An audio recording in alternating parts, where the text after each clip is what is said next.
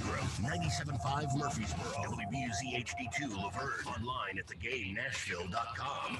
We are ESPN 102.5 The Game. Live from the Wholesaling Studios, powered by RumbleOn.com. It's time for Darren, Daunic, and Chase. With hosts Darren McFarland, Willie Daunic, and Chase McCabe. On Nashville's best sports talk. ESPN 102.5 The Game.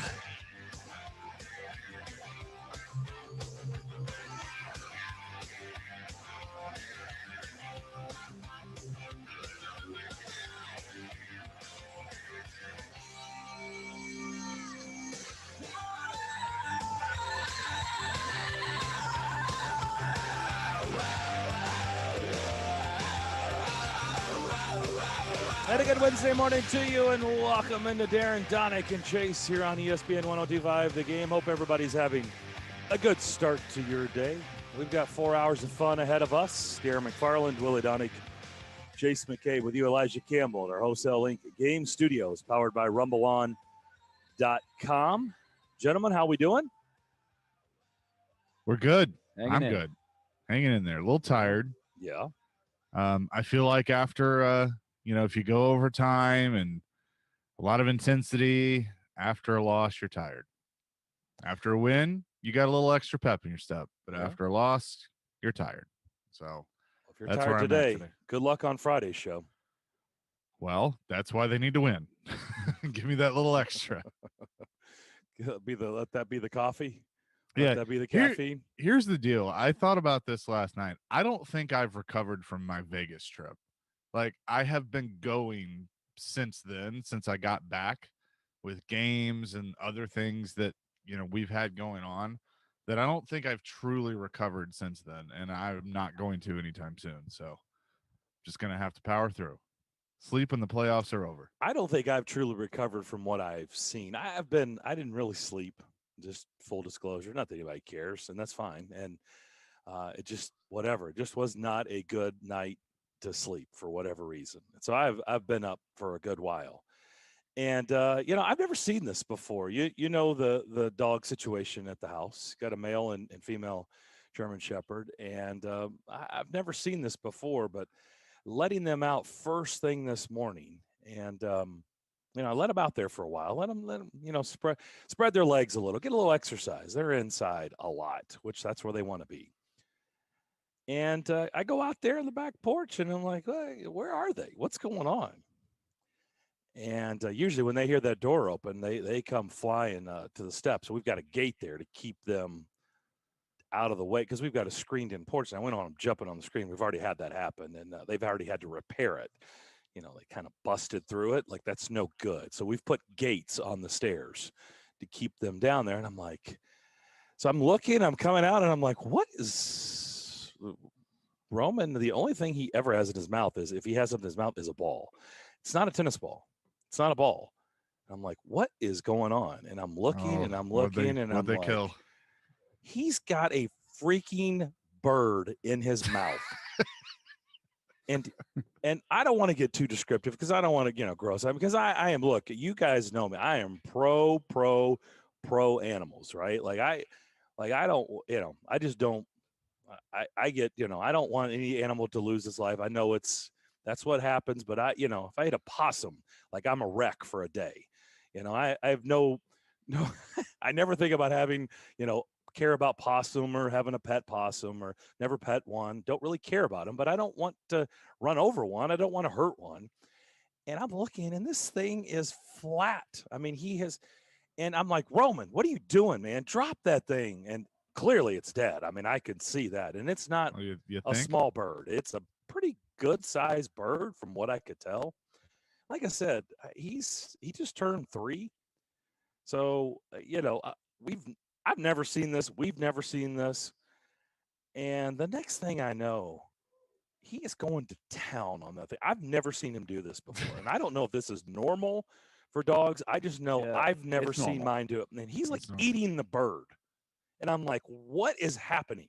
So I get Callie in, and we just go in for a while. And I'm like, dude, you just need to stay out here for a bit. I can't watch this. It's best to just Just let nature run its course. I was saying, are you going to do a Christmas vacation line here?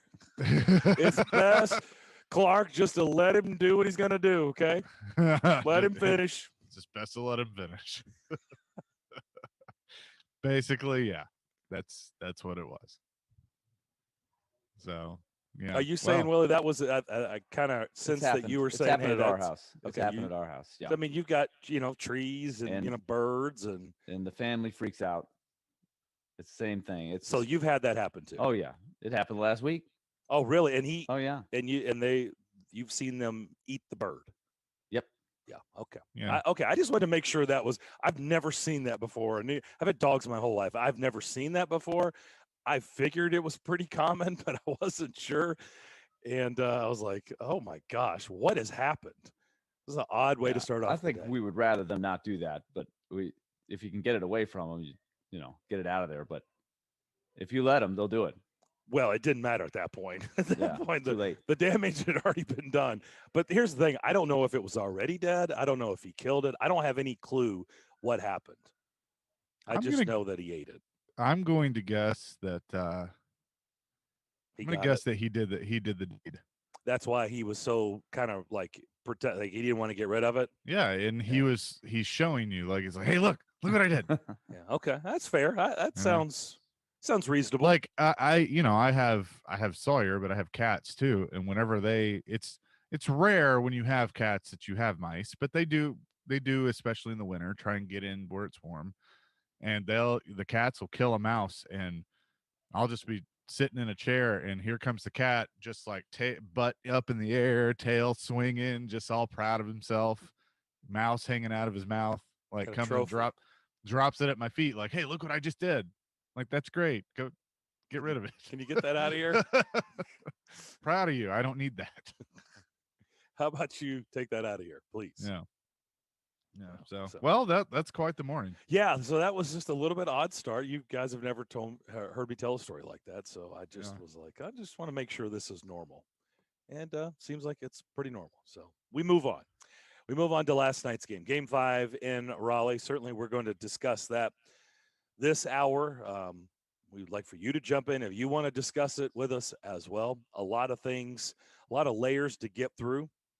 Let's just start with kind of the obvious, in my opinion. It's just, and they were asked that last night. It just an opportunity last night, a real opportunity to go in there and take care of business. And this is now 2 times, the last 2 trips to Raleigh, where they have had themselves in a position, and certainly this one was better than the last one. The other one was just a 1-goal game the entire time, and they had 7 cracks at a power play, and they couldn't get anything going. Yeah. The power play could have totally changed that game.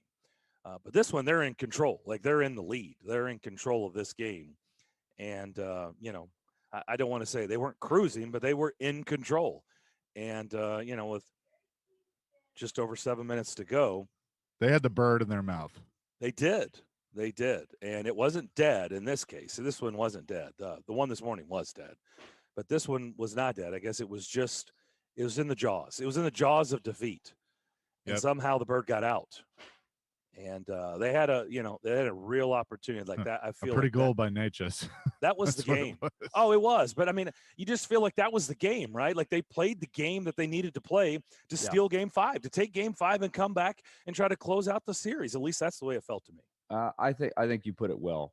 They gave themselves an opportunity. They certainly didn't dominate the game to be in the lead when they did, but they managed to get the lead going into the third, and I thought their first 10, 12 minutes of the third period were really well done.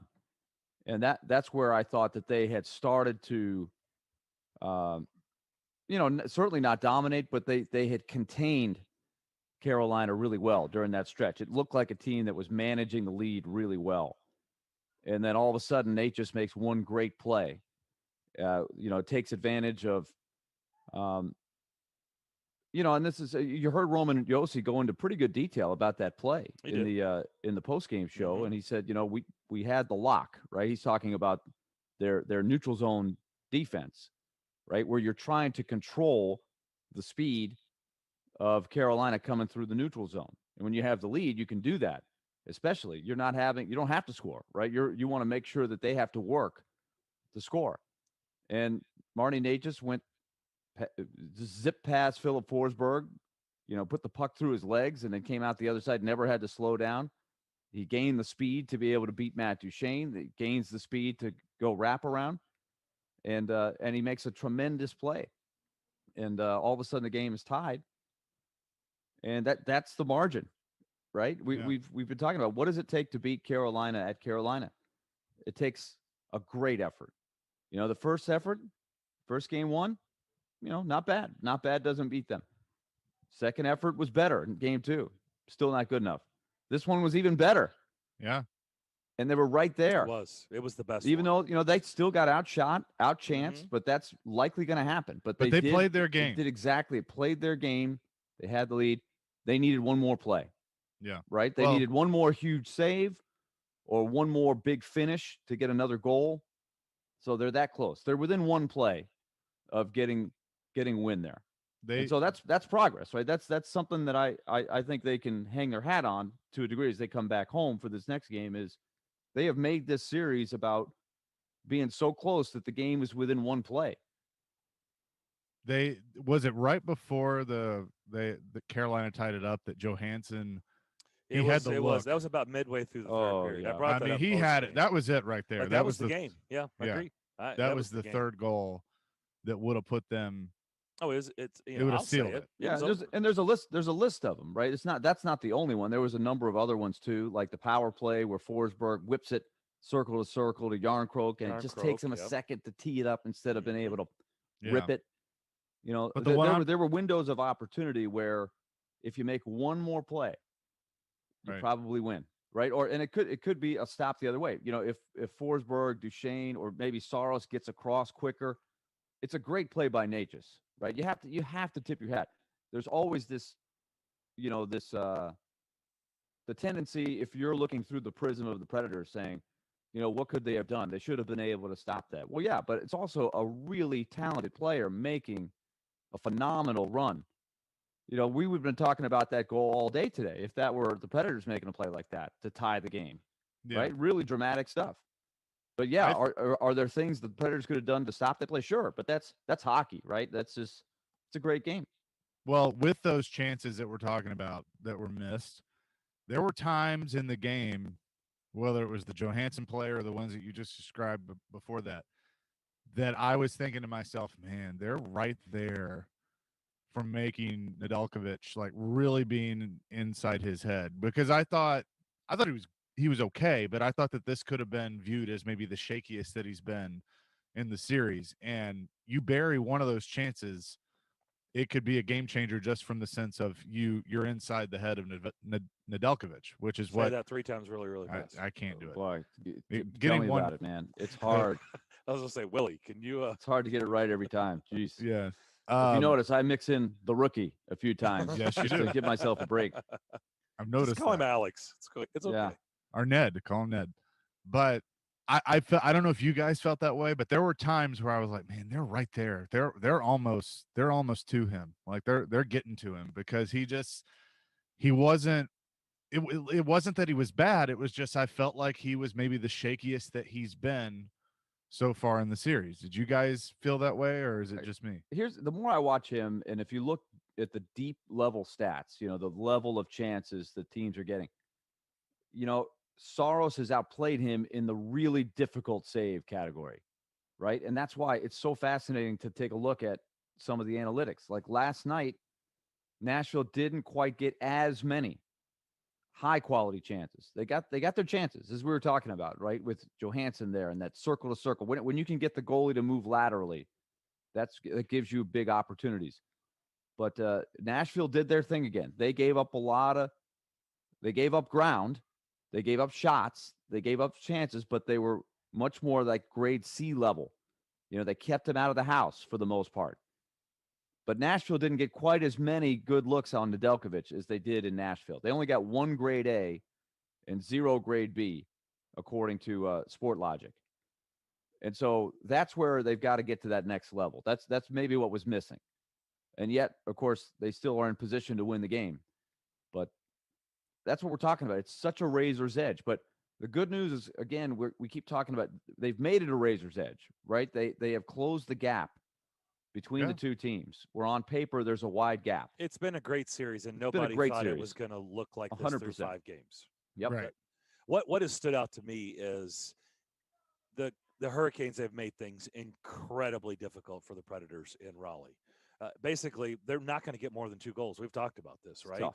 It's worked out here, but in Raleigh, it just hasn't. And that's a fine line, right? When you're going into a place where, we have to hold them to basically we need a shutout or a goal to win this because you're not going to get more than 2 goals on them at their place. It's just really difficult. You can see a way that they could get 3, but getting more than 3, that's a pretty tall order, right? They got 4 and 5, they did it here. Yeah, but they have not been able to do it there. Right. So they're gonna if they're fortunate enough to get another crack at this, they got to find a way to get to 3, or they got to make that extra save, like you're saying there. But that's the margin for error. It's tough because Carolina is that good, and Slavin being back, that's one of the reasons why it was harder to get that extra chance you can or tell two. now what he means. He makes a roster. difference. He Yeah, makes a huge difference. He wasn't 100% by any means. You didn't expect him to be, but you definitely saw the difference. My guess, just his presence alone was worth it. Sure, but he was more than just he was not just a warm body out played there. a lot. He did. And he made a huge difference. It was, I think he played just over 26 minutes last night. Yeah, I mean he was playing his normal amount. I'll say this too. I think both coaches have done a tremendous job of the chess match that is having the last change, whether it's John Hines here or Brendan Moore. Yeah. But I mean his matchup last night of making sure that he had Stahl against the Johansson line. I mean that was honestly a huge difference in the game. But they have played that chess match very well. So that was something that really stood out. By the way, Slavin led Carolina in minutes, so he was their team leader in minutes. Something else that jumped out. Both teams are very good in the faceoff circle, but the Predators clearly lost the draws last night. That was a big thing. It affected the game. Yeah. I mean, Carolina won 59% of the draws, and in some critical spots, Carolina won. Predators only won 41%, and both are very good. Carolina's one of the best in the league, but Nashville's a top 10 face-off team, so they don't have to take a backseat to anybody. They've been very good, but it really showed last night. Carolina really won that edge pretty heavily. I thought that was a very important stat. Stahl in particular, it's not like Johansson, Duchesne, and Forsberg were shut down. They got a few looks, but it wasn't as many looks as they had gotten in the 2 previous games, and we knew it would be tougher, right? But that's why. Nashville has to be the more opportunistic team to win the series, right? It's just the way it's got to be if they're going to win.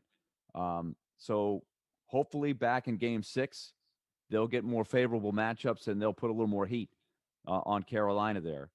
But you're right, Darren. I think that's something that you can't overlook. The matchups, having Slavin back, that made it tougher. And Rod Brindamore played those cards well. And Stahl won 14 out of 19 draws. He did.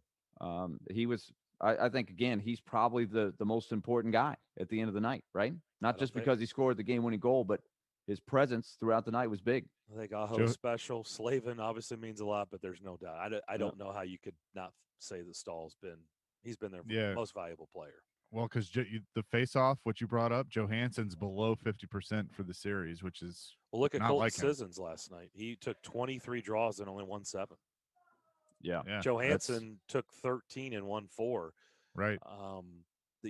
Carolina, you brought up Stahl winning 14 of his 19. You also had was it Lorenz who won 12 of his 17. So that was a Stahl was 74%. Like that's a huge number. In a playoff series, and the fact that you held Johansson to 31% is just you got to be better than that, especially when you're Ryan Johansson, and that's one of his strong suits. Yep, no doubt. Let's go to our phone line driven by WilsonCountyHyundai.com. Christopher has been waiting patiently. What's up? Yeah, I have to disagree on the Natchez goal. That was not a great goal. That was a goal that worked. The reason you think it's amazing is because we've seen the wraparound so many times, and it hardly ever works because the goalie always gets to the other side. As well as Saros has been playing, that was a soft goal. I totally disagree with that, and I'll tell you why. I'm going to disagree too. I totally disagree with that, and this is something that Chris Mason pointed out, and he's coming on with us at 11. And I had a little inkling, and I even said it during the broadcast. Saros did not explode across like we're so used to him seeing. He's one of the quickest goalies. In fact, I'm going to go out on a limb. I feel like he's the quickest goalie. Yeah, the quickest goalie post to post in the game. Agreed. But here's a little detail that I didn't catch until Chris Mason pointed out, and this is why it's a brilliant goal by Natchez. Natchez is able to beat Forsberg, then he beats Duchesne. He gets to the far post, right, before he goes around the back of the net, and he gives a little shoulder pump fake, right? That draws Saros out one step away from the post. He's got to respect that shot, because if he doesn't, then he's given up the top part of the net, and Natchez has a shot. So he has to challenge that shot. So Natchez's ability to fake draws Saros out another step. Then he goes around the back of the net full speed, and Saros can't use the far post to push off, right? So he's got to come from further out. That's why he came up short and didn't get to the other post. We're going to get Mace to talk about that at 11, a little more detail. But Natchez's ability to hook it back around that far away, he doesn't come, on a U-turn, right? He's going hard away from the net and still is able to wrap it back around. I thought it had to have gone off a bending stick, but it didn't. So I'll take it a little. There's not a lot of guys who can make that play. You got to give Natchez credit for that. Christopher, I'll take it a little bit further. I mean, what about what he did? Look how far he took. He started in the other zone. He went through neutralization. He was carving up Predators players. No question, he smoked us. I'm not arguing that. I'm just saying the wraparound hardly ever works. I hardly ever see it work because the goalie always makes it across, and that's so. Well, but the goalie doesn't always he doesn't always get the pump fake on the way in. That's the difference. That's why it's not a soft goal. Fair enough. Because I listen, I see what you're saying, and I thought the same thing initially. I was like, how did he not get closer to that? Right. Well, that's a credit to Saros, because he usually always does make that play. But it's because he was drawn out on the far side before he was able to come back, and he couldn't explode off. Usually you're leveraging that post, you're pushing off that post to come across. That's why you can shut it so quick, because you're usually leaning up against one post and then you cover the other post. But because of the angle that he had to come out, and the guy had a shot fake that forced him to react real quick. So Mace will talk about that. I thought that was good analysis by him. I'm sure I'm not alone, and I'm amazed that we are where we are, and thrilled by it. So, good on him. Keep it up. All right, thanks for the call. I think the whole play to me was a credit to him. I mean, that was all him. I mean, like I said, just think about where he started and watch what he did to get to behind the net. I mean, just think about that entire sequence. I mean, he was ripping through, splitting players left and right, carving up the Predators on his own well before the wraparound. I mean, I thought it was a very, very impressive goal. I understand what he's saying. The finish a lot of times does get stopped, and especially a guy like UC Saros, but you're bringing a really, really good point to the table. But I think as a whole, the entire sequence, the entire play, I couldn't have been more impressed with how it all played out. I wish it wouldn't have, finished like that, but overall, man, he earned every bit of that goal. Well, this is hockey, right? This is why it depends on who you're talking to. The goal that Duchesne scored, was that a pretty high skilled goal in double overtime? Friday night, yes. It was a great play. Tremendous play, right? He tracks the puck down out of midair, bats it out of the air, makes an unreal move around Nedeljkovic's stick. Now, if you're Carolina, I was actually reading an account of the game.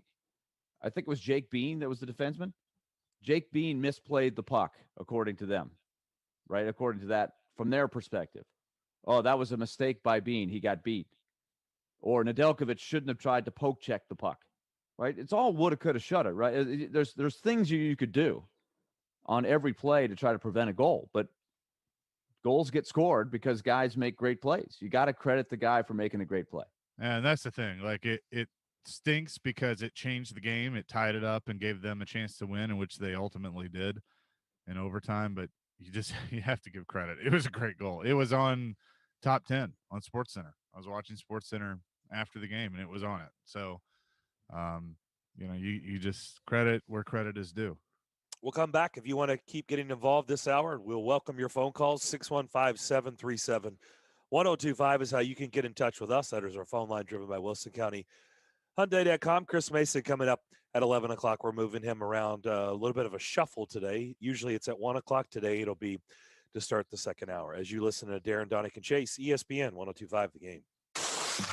They score on the rebound, and the Hurricanes take a 3-2 lead. The Preds got Game 5 in yet another overtime. We battled, we worked hard. I liked our team's effort, and it just didn't go our way. So look to stay alive in Game 6 tomorrow night. Your home of Smashville.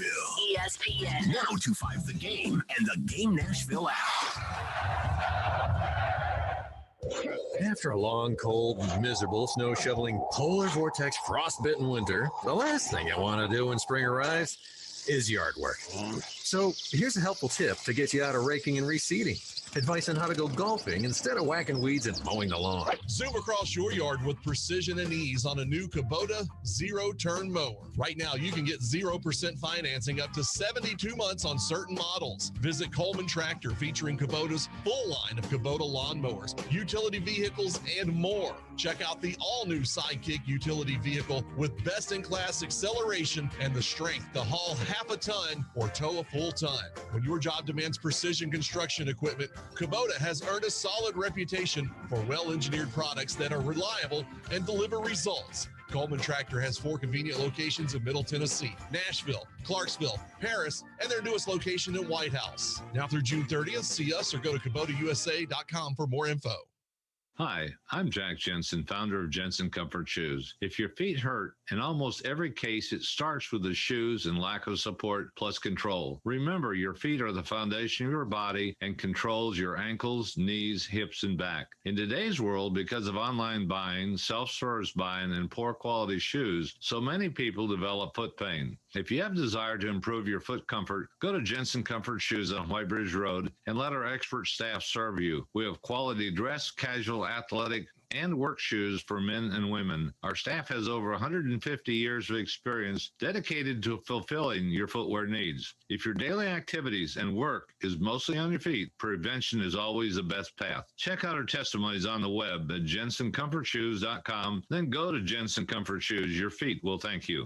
It's time for the annual Memorial Day sale at Social Furniture, your local one-stop all-furniture store in West Nashville. The Social Furniture Memorial Day sale with 25,000 square feet packed of furniture. Social Furniture offers same-day delivery and free curbside pickups. Visit Social Furniture in West Nashville, 5412 Charlotte Avenue. The huge Memorial Day sale. Forget the big box store. Support local. Support social. MySocialFurniture.com. ESPN's Turron Davenport breaks down the Titans like no other. I want to see how much they put on Elijah Molden because that young man is a very intelligent player. Catch TD Mondays at 11, Thursdays at 3, and Fridays at 8. Brought to you by Freedom Tire Guys. Plus, the Talking with TD podcast drops every Wednesday. I think that's an example of playing beyond scheme. Only on Nashville's best sports talk. ESPN 102.5 The Game and the Game Nashville app. Hey, Nashville, this is David Poyle. You're listening to Nashville's best sports talk, ESPN 102.5. Slavin on the left board, rolls it down to the corner. Yossi there with Svechnikov and Stahl. Svechnikov off to his left.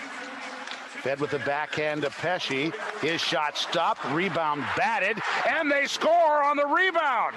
Stahl and Svechnikov down low, and the Hurricanes take a 3-2 lead on a 4-on-4 goal in overtime. Pete Weber's call last night, Game 5 here on these airwaves. Don't forget to listen to the game every weekday for your chance. Listen for it. Listen for it. You can win $1,000. It's the Game's 1K payday, presented by Kentucky Kingdom and Hurricane Bay. Listen for the keywords at 9 a.m., noon, 3 p.m. When you hear it, go to thegamenashville.com and enter the keyword for a shot at $1,000. I got a text when we were having that discussion at the beginning of the show. Somebody texted me on my text line, driven by WilsonCountyHyundai.com, and said, my parents used to have a dog that used to jump up and grab birds out of midair. Now, that's impressive. That's very impressive. Okay. Also wanted to pass this along. Did you see this? Saw it during the break. Ron Crawford has resigned as Brentwood's football coach. Really? Ron Crawford's been there a long time. Well, he was there a long time, then he left, and then he came back, and he's been back. He's had 2 different stints, but he won a state championship, I believe, in like 2001 or 2. It's been like 2 decades ago when they beat Riverdale. But I guess he's going to go be the defensive coordinator at Christian Brothers, and he will join his son-in-law, Thomas McDaniel. Who's the coach there. That's right. I didn't know. I forgot that. That's a son-in-law, Thomas McDaniel. Yeah. But I forgot that's where he was. Was it Christian Brothers? He's at Christian Brothers, so he will be. Ron Crawford will be the DC at Christian Brothers. Wow, Ron Crawford was always great to deal with in the game blitz days. Oh yeah, couldn't do a 4-hour radio show 5 days a week. No, had no voice. Had no voice. But man, that's crazy. Well, I wonder who's going to be next at Brentwood. There's been a couple of coaches, that have been around a long time that have stepped away. Coach Fitzgerald at Hillsboro, now Coach Crawford. So interesting. At JR Tuttle 4 on Twitter says it was a great play, but if anyone is to blame for the wraparound goal, it should be the defense. Natchez should have not been able to do that so freely. I think that's a bigger part. I don't have an issue with that. I don't have an issue with that because, like you said, Darren, he got through the whole team. And when you're in the lead, and Roman Yossi acknowledged this, right? I thought he was very honest without showing up any of his individual teammates, right? But he said our lock got loose, right? When he gains possession of that puck, Nashville is in the right position, right? They've got the guys lined up where they want.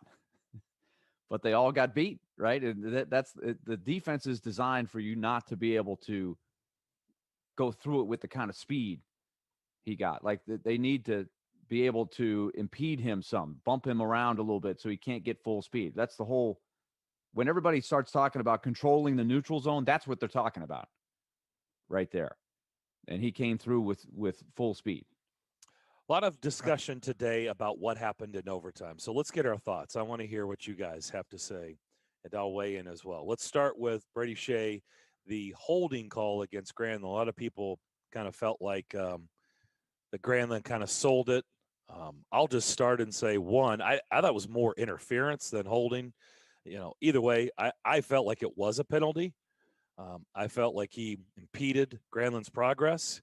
He interfered that play behind the net, and I thought it absolutely should have been called. I know it's hard to get a call in overtime. Yeah. But I didn't have a problem with it. A lot of people, felt like Granlund sold it. Where are you guys on it? So, Willie, real quick before you go, I kind of look at that one and then the other one we're going to talk about as I put that in the category of let him play. Okay. That's just me. Okay.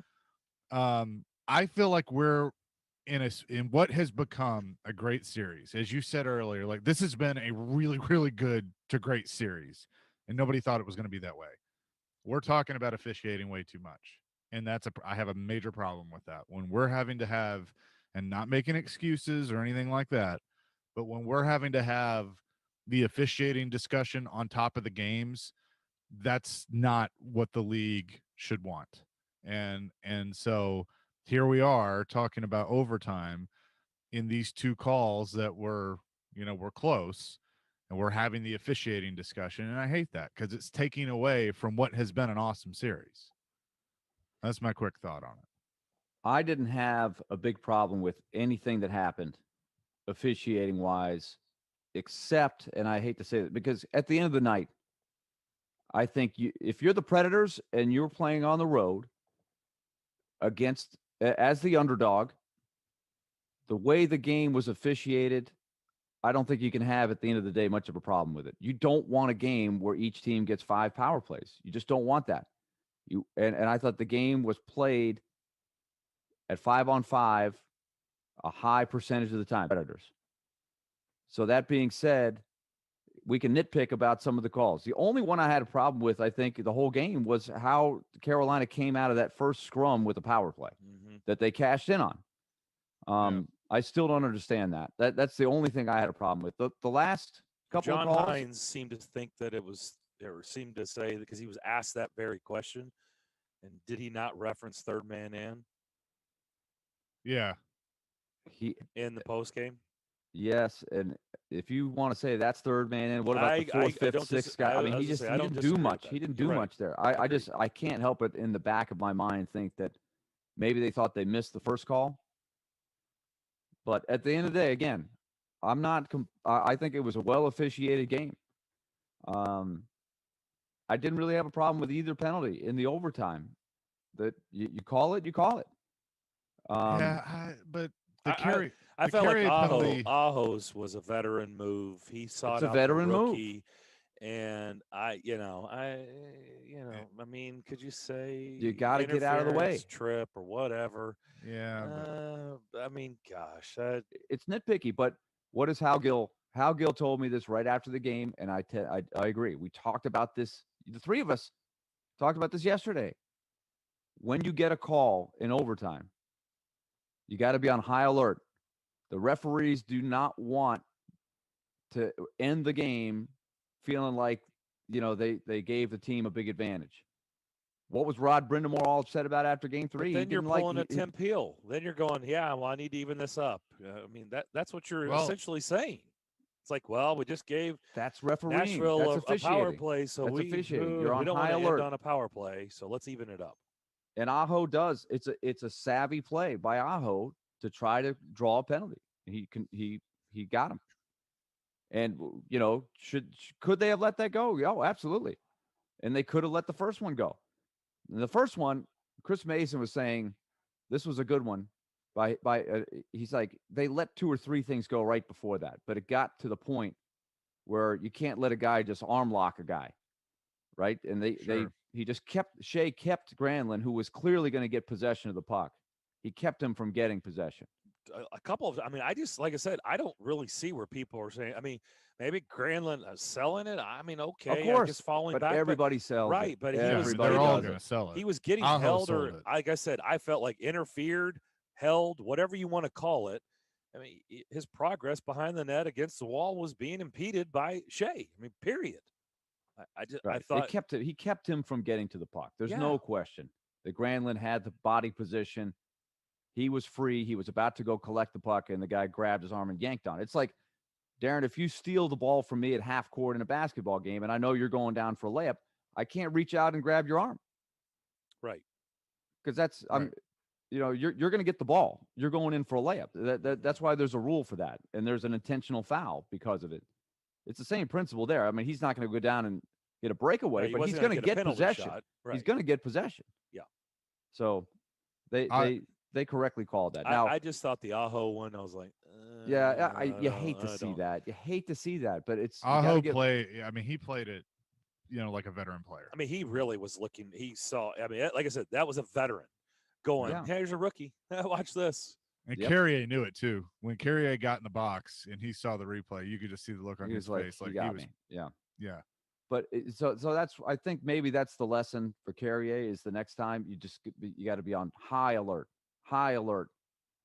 and just be aware that he's going to try that, right? And just do, sell getting out of the way a little bit more. You can sell back. Hey, look what he's trying to do. He's trying to run into me, right? He's trying to draw this. Don't be fooled by this. But it looked good in real time, right? Now, when you look at the replay, you can tell exactly what Aho is doing. He looks once over his shoulder. He looks twice over his shoulder, and he timed it perfect, right? If Carrier is maybe a little bit more aware, he sees that, and he speeds up a little bit more or throws his hands up and says, don't be fooled by this. I see what he's doing. I see what you're doing. But he wasn't quite aware enough. Let's go to our phone line driven by WilsonCountyHonda.com. Vinny, what's up? Hey, guys. How are you? I just like saying your name. What's going on? So what I have to say is hockey's all about momentum. And in the overtime period, the Preds came out with a tenacity behind that goal, behind that goal where at least 3 calls could have been made. It was not until Granlund actually got loose and the arm went out to grab him that the call was made. The Preds were really on fire when they came out in that overtime period. And to me, the momentum change was the biggest thing. And when Aho did what he did, if the refs were really going to be fair and they were going to call an obvious foul like that, what they should have done was, one, was Carrier had the right to be in the position he was in. Aho obviously embellished quite a bit in order to get that call. The refs could have just made it a 4-on-3 power play for the Preds, continue on, and we're just not going to take this Aho fanatic of falling on the ice and, going into somebody purposely. So that's my first point, is momentum change was the biggest thing. The refs could have controlled that by eliminating the penalty in the center of the ice. The second thing I wanted to say was, I thought with the goal, with the wraparound goal, I thought the speed at which he came in, there was only one option for that skater at that speed, and that was to go ahead and to wrap it around. And I thought, I don't know, Saros has been great. I can't blame him on one goal. But to me, I would say that a goalie should be able to learn from something like that, to just say, with a guy coming with that kind of speed, very rarely does a guy try to put it in on the short side. It's an interesting point. I want you to listen to Mace at 11, because I want to. He's going to take us through that play from the goalie's eyes, right? Because his point is he did have to respect that shot on the short side, and that was part of the greatness of Natchez' move. But I know your point, because most mortals, right, when they're coming in that fast, they can't make a shot that high of a difficulty, right? Did you They're say only most shot mortals. Yeah, I mean, most guys in the game can't make a play that well, but Natchez is a skilled guy, right? He's a very skilled guy. Right. And I'm curious, nobody has mentioned the embellishment of Aho, whether they want to say it was interference on Carrier or not. It really doesn't matter. That was clearly embellishment on Aho to get that call. And I thought that was the bad call. The bad call wasn't the call on Carrier. The bad call was not calling the embellishment to cancel the fact that the Preds were on the power play in OT. Because you don't call a penalty in OT unless it's egregious. And that penalty behind the net against multiple Predators, that was egregious. The Preds had the puck behind the net, and they were continually holding different Predators and interfering. So that call it had to come. But the call in the middle of the ice, that did not have to come. So they should have just negated it with with an embellishment and put them both in the box. Now, think about that, because that's a very interesting thought. Now, if that was the first period, maybe they do that. But in overtime, are they going to give a 4-on-3? Because 4-on-3 is a higher advantage than a 5-on-4. And don't forget what happened in the second period. Can you imagine what PNC Arena would have been like? Oh, holy cow. Right. Don't forget the goaltender interference call has already been in play. Now you're going to add this. Oh, my goodness. They would probably storm the ice. Yeah. Yeah, I could see that. I just you either don't make the call on Carrier or you do an embellishment, because obviously Carrier had position. He did not go into Aho. Aho went into him. So that's pretty standard across hockey calls. The guy who has position on the ice doesn't get the call. The guy who runs into somebody is the one who gets the penalty. You're not going to get any pushback from us. We're obviously agreeing. That's the way we felt. Benny, thanks for the call. Don't be a stranger. You bet.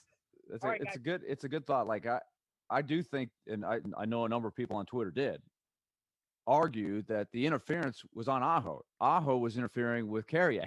You could make that argument, but you're not going to get that. And I mean, I looked at it. That's what I was going to ask you. That's Darren. Basically what you're saying. If you're embellished, right? To embellish that play, and I way I was describing it is, he's seeking out the rookie, right? He's looking for. Yeah. So technically, I guess if you put it that way, he really is interfering because he was seeking out Carrier. And I don't think they called the embellishment, because I think they used it as a makeup call.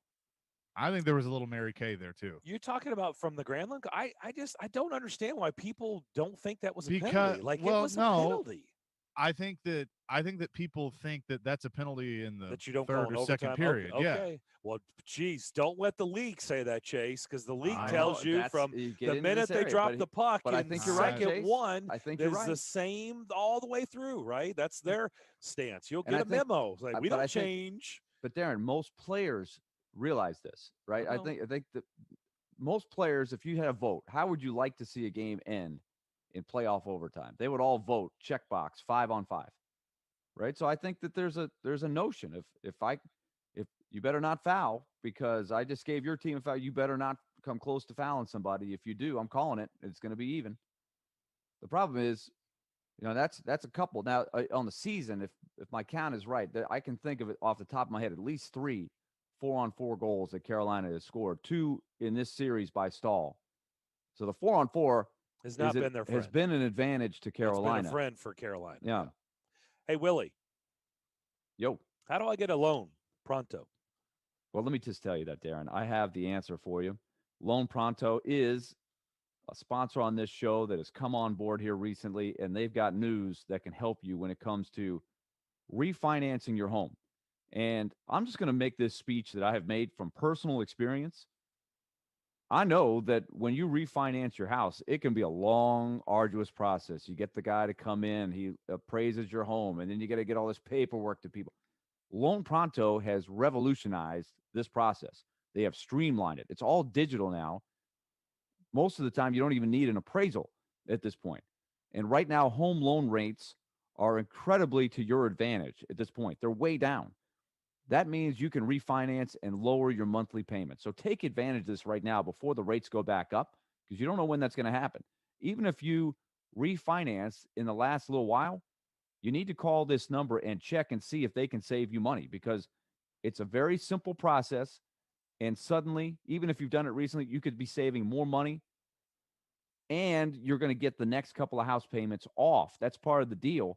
So that's really going to help your summer budget. So call Loan Pronto right now and ask them about their zero-cost refi. 615-499-5780. 615-499-5780, or go to loanpronto.com. Also, if you've got some debt that you want to pay off and use the equity in your home to do that, you absolutely can take advantage of this right now. It's a great way to reinvest and get yourself in a better financial situation, because your home value is very high right now, especially we know in this market. Our city is growing. 615-499-5780 or loanpronto.com. If your current mortgage starts, your mortgage rate, that is, starts with a 3, you need to act now. Loanpronto.com, equal housing lender. NMLS 1661781. Subject to lender approval. Not all loans eligible for zero costs. The tag out at second base. Nashville Sounds Baseball, the home of Hit City. Every hit. Swung on, driven in the air. Go! Strikeout. Strike 3 called. And home run of Sounds Baseball. That ball is gone. Can be heard all season long. Sounds win. On Nashville's home for ESPN Radio. ESPN 94.9 and the Game Nashville app. From the Fox 17 News Code Red Weather Center. I'm Fox 17 News Code Red meteorologist Dan Guthrie. Temperatures will warm into the mid-80s this afternoon for highs, with scattered showers and thunderstorms possible this morning, this afternoon, and into the evening hours as well. This weather report brought to you by Hiller Plumbing, Heating, Cooling, and Electrical. Call the Happy Face Truck today.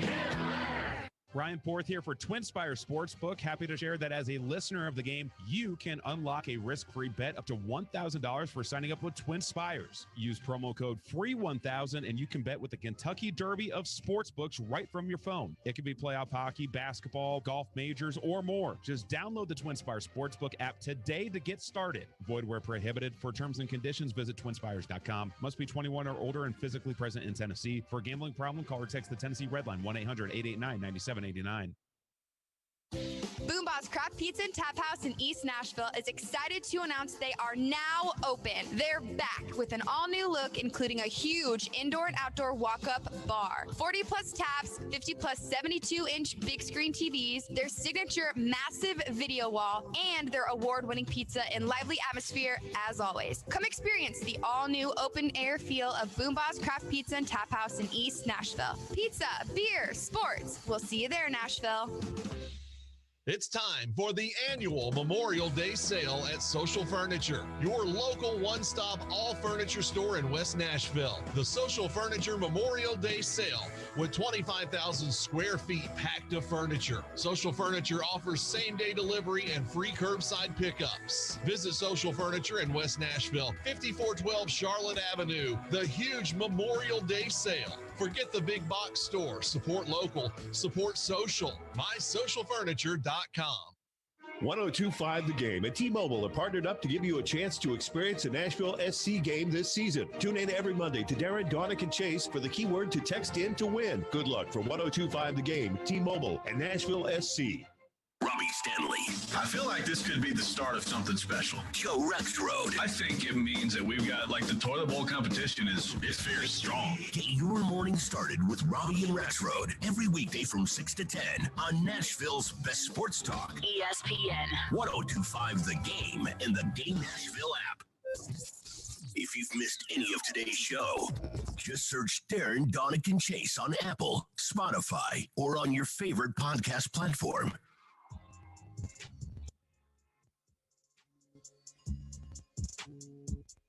Hey, race fans, the iconic Indy 500 is this Sunday. Yes, Memorial Day weekend. Big Machine Vodka Music City Grand Prix, along with us here at 1025 The Game, invites you to an official Indianapolis 500 watch party. That'll be at Scoreboard Bar and Grill. Come out, watch the race, win some Music City Grand Prix tickets, some swag. Plus, check out Big Machine Vodka. Indy racing car will be on display. Very cool. There'll be a great drink specials day for your friends, Bud Light Seltzer, and live music as well. It's the Big Machine Vodka Music City Grand Prix Indianapolis 500 watch party this Sunday. It starts at 11 a.m. That's, once again, at Scoreboard Bar and Grill. Back here on the DDC, Chris Mason coming up at 11 o'clock. At Nickel_Mike tweets at all three of us and says, Forsberg has been the biggest disappointment of the series. His D play has been poor. He has had nothing offensively. Tying goal never happens if he does anything to slow Natchez down. Tripping penalty, ugly. Shave the dopey mustache. Okay, clearly Mike is not a huge fan of Forsberg. Well, I would say nothing offensively. He's got 3 points in the series so far. In the series. He's got a couple goals and an assist. Now, I do think the last tripping call games, was, I mean, that was so obvious. I mean, yes, that's going to get called 99% of the time. Get it. But to say he's the biggest disappointment of the series, I'm not going there. Yeah, that's pretty harsh. I do think the last couple of games have not been his best. I'm wondering, and I'll never find out the answer, but I'm wondering if something is bothering him, because he was really driving it early in the series. He was playing with power. If you ever talk to John Hines, he often says this about Forsberg. He doesn't start wowing and oohing and ahhing about some of the fancy plays that Forsberg makes, which are tremendous and why we love the game. He's got creativity that most don't. But what he really thinks separates Forsberg when he's playing well is the power in this game. And I wonder if something is affecting that, and he's trying to play through something. Something just happened. He was even up through game 3. I thought Duchesne, and Johansson were really driving. I think it was less so in the last couple of games. But that happens in playoff series all the maybe time. something's – I don't know. Right. Or maybe he just didn't have it that particular night. Like Duchesne wasn't as good last night. I don't know why that was. But well, let me ask this along those lines. Because we've seen – I think we would agree that we've seen the best that the Predators have, with Duchesne playing the way he's played, Johansson playing the way he's played. Forsberg needs to be Forsberg and be consistent and go to another level. We get all that. And I'm not making any excuse for last night and losing, but they played 2 double overtimes. Yeah. and I know Carolina has too, but we also agree that Carolina has more skill, and their depth has a little more skill. So you do wonder if that has factored in that, even though last night was another overtime game that easily could have been won by the Preds, but I think you're just seeing the guys that have had to carry the water, Duchesne, Johansson. I mean, I think it's catching up to them a little But bit. they've And played maybe that's less. why they That's the thing. They have not been taxed with their ice time. That's why I might disagree with you on that one, Chase, because they're not on the power play. They're not on the penalty kill. So in theory, they should be fresher than some of the guys that have They played played 14 and 15 more minutes minutes last night. Yeah. So Yeah. I think it's maybe something beyond that, but that'll be a big thing in game 6 to see if they can get back to doing what they were doing in the previous home games. I thought Johansson was pretty good last night. I thought he battled. Now the face-offs were big. Yeah, just right? the face-off. But I think he's engaged, right? He's battling. He's doing well. Again, this is a tall order. This is an underdog team going up against the top team in the Central, but they've closed the gap. They're right in there. It's within a play every game. What did you say the stat was there? Let's get a phone call in. Yeah, here get the real quick phone before call we in, get but out it's here. like all but 13 minutes of the series have been within one goal. I've got it. I've Yeah. got the numbers. I've done the math, and Yeah. you guys will have to trust me, but you probably shouldn't. Darren math? But yes, I have. And so You'll be close. But We know I you'll will be close. pass this along. I have done the numbers, and I will pass it along. But All right, first, let's get let's get Derek Kinyer on our phone line, driven by WilsonCountyHyundai.com. What's up? Hey guys, two things. Just want to say, Willie, appreciate all the work you do on the broadcast. I grew up a Wings fan, listening to Ken Cal on the radio, and boy, that just lends so much kind of familiarity with the team. So thanks so much for that. I look forward to the yes sirs every time. But you talked about being a play away. For me, penalty killing and defense is all about effort.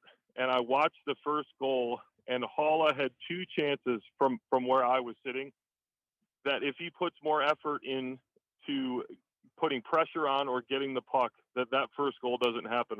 If that was Granlund, I think that he would have gotten there, or another high effort, high energy player. So with the margin of error so razor thin, I look at plays like that as the difference between winning and losing the series. And the penalty in overtime was bad, but I look back to that first goal as something that I saw as very preventable last night. It's just that's what is so great about this game is every goal that's scored. I think you can probably look back on the tape and say, where did it go wrong? Right? What opportunity did you have to end that play before it ever happens? Like if you could go back in a time machine. He's probably right. I'd have to go back and look. I don't remember exactly what happened with Haula, but I would say this about Haula. That guy gives out 100% effort when he's out there. He may not have executed on that play, but would you guys agree? Like Haula is a guy that you like having in your foxhole. Haula has been he's been really, really good series. in terms of effort and engagement. He's under their skin. He's engaged in the game. But that's the thing. If you let your guard down for a second against this team, you're in trouble, right? Yep, no doubt about it. We'll come back. We'll start the second hour with C-Mace. We do that next here on Darren, Daunic, and Chase, ESPN 102.5 The Game. This is Ryan Johansson, and this is Smashville. Across the line, drops now for Johansson. He scores! Ryan Johansson scores! You're listening to the flagship of the Nashville Predators Radio Network, ESPN 102.5 The Game. ElectronicExpress.com. We make it happen. It's so on. The Sirius XM Listen Free event is happening now. Just press the Sat button in your car to hear over 100 channels, including ad-free music of every kind, plus sports play-by-play and talk and news for everyone. Enjoy even more free when you download the SXM app. Hear expertly curated podcasts, ad-free extra channels of music for any mood, Sirius XM video, and the ability to create your own Pandora music stations. Don't miss out. Listen free now. Hey, Sounds fans, Jeff Henn here in Columbus, Ohio with your Nashville Sounds update on ESPN Nashville. Last night in Central Ohio, the Sounds started a 6-game series with the Clippers on a good note. They've won 7 in a row overall after an 8-2 victory. A 4-run third gave them a lead they never gave back. Zach Green was part of the fun. And the pitch. And Green drives one in the air, deep left field. This is going to be a mammoth home run to left. Zach Green got an off-speed pitch again. This one he did not miss. Off the launching pad for a 2-run bomb. Home run number 5, and the Sounds lead 4-0. Hernan Perez and Pablo Reyes also homered, and the Sounds have won 7 in a row and 10 of their last 12. Game 2 tonight at 5:50 with the pregame, 6:05 the first pitch from Columbus. This is Jeff Hem with your Sounds update on ESPN Nashville. Hey there, Nashville. This is attorney Phil Georges, founder of Wolfpack Lawyers. We are a local Nashville personal injury law firm with a nationwide reputation for fighting for our clients. Whether you've been hurt in a car accident, motorcycle accident, or any accident that wasn't your fault, we've got your back. Just like the Preds are going to fight for that championship, we're going to fight for you. Now let's go, Nashville. Let's pull for our Preds. And if you need anything, visit us at wolfpacklawyers.com. Ow! The Dogwood is Midtown's newest hotspot. There's something happening every day of the week at the Dogwood. You probably already know about their Texas-sized mimosas for brunch on Saturdays and Sundays. But did you know they offer $5 domestic tall boys on Tuesdays, $5 Deep Eddy products on Wednesdays, and half-price bottle service on Thursdays? Yeah, that's right. And the food is phenomenal, too. The Dogwood, located at 1907 Division Street. It's the place to see and be seen in Midtown Nashville. The Dogwood. B&B Flooring is the leading flooring company in Middle Tennessee. With more than 30 years of experience, their experts can make your flooring dreams come to life. Whether your needs are commercial or residential, they're a one-stop shop. From carpet, tile, laminate, LVP, hardwood, or engineered hardwood, they have it all. Call them today for a free estimate or stop by their showroom at 128 North Lowry Street in Smyrna. Mention you heard it here on the game for 10% off all materials online at bnbflooringtn.com. Nashville's best sports talk, locally owned, home of our Nashville Predators. WPRT FM Pegram, 97.5 Murfreesboro, WBUZ HD2 Laverne, online at theGameNashville.com. We are ESPN 102.5 The Game. Live from the Wholesaling Studios, powered by RumbleOn.com. It's time for Darren, Daunic, and Chase, with hosts Darren McFarland, Willie Daunic, and Chase McCabe on Nashville's best sports talk. ESPN 102.5 The Game.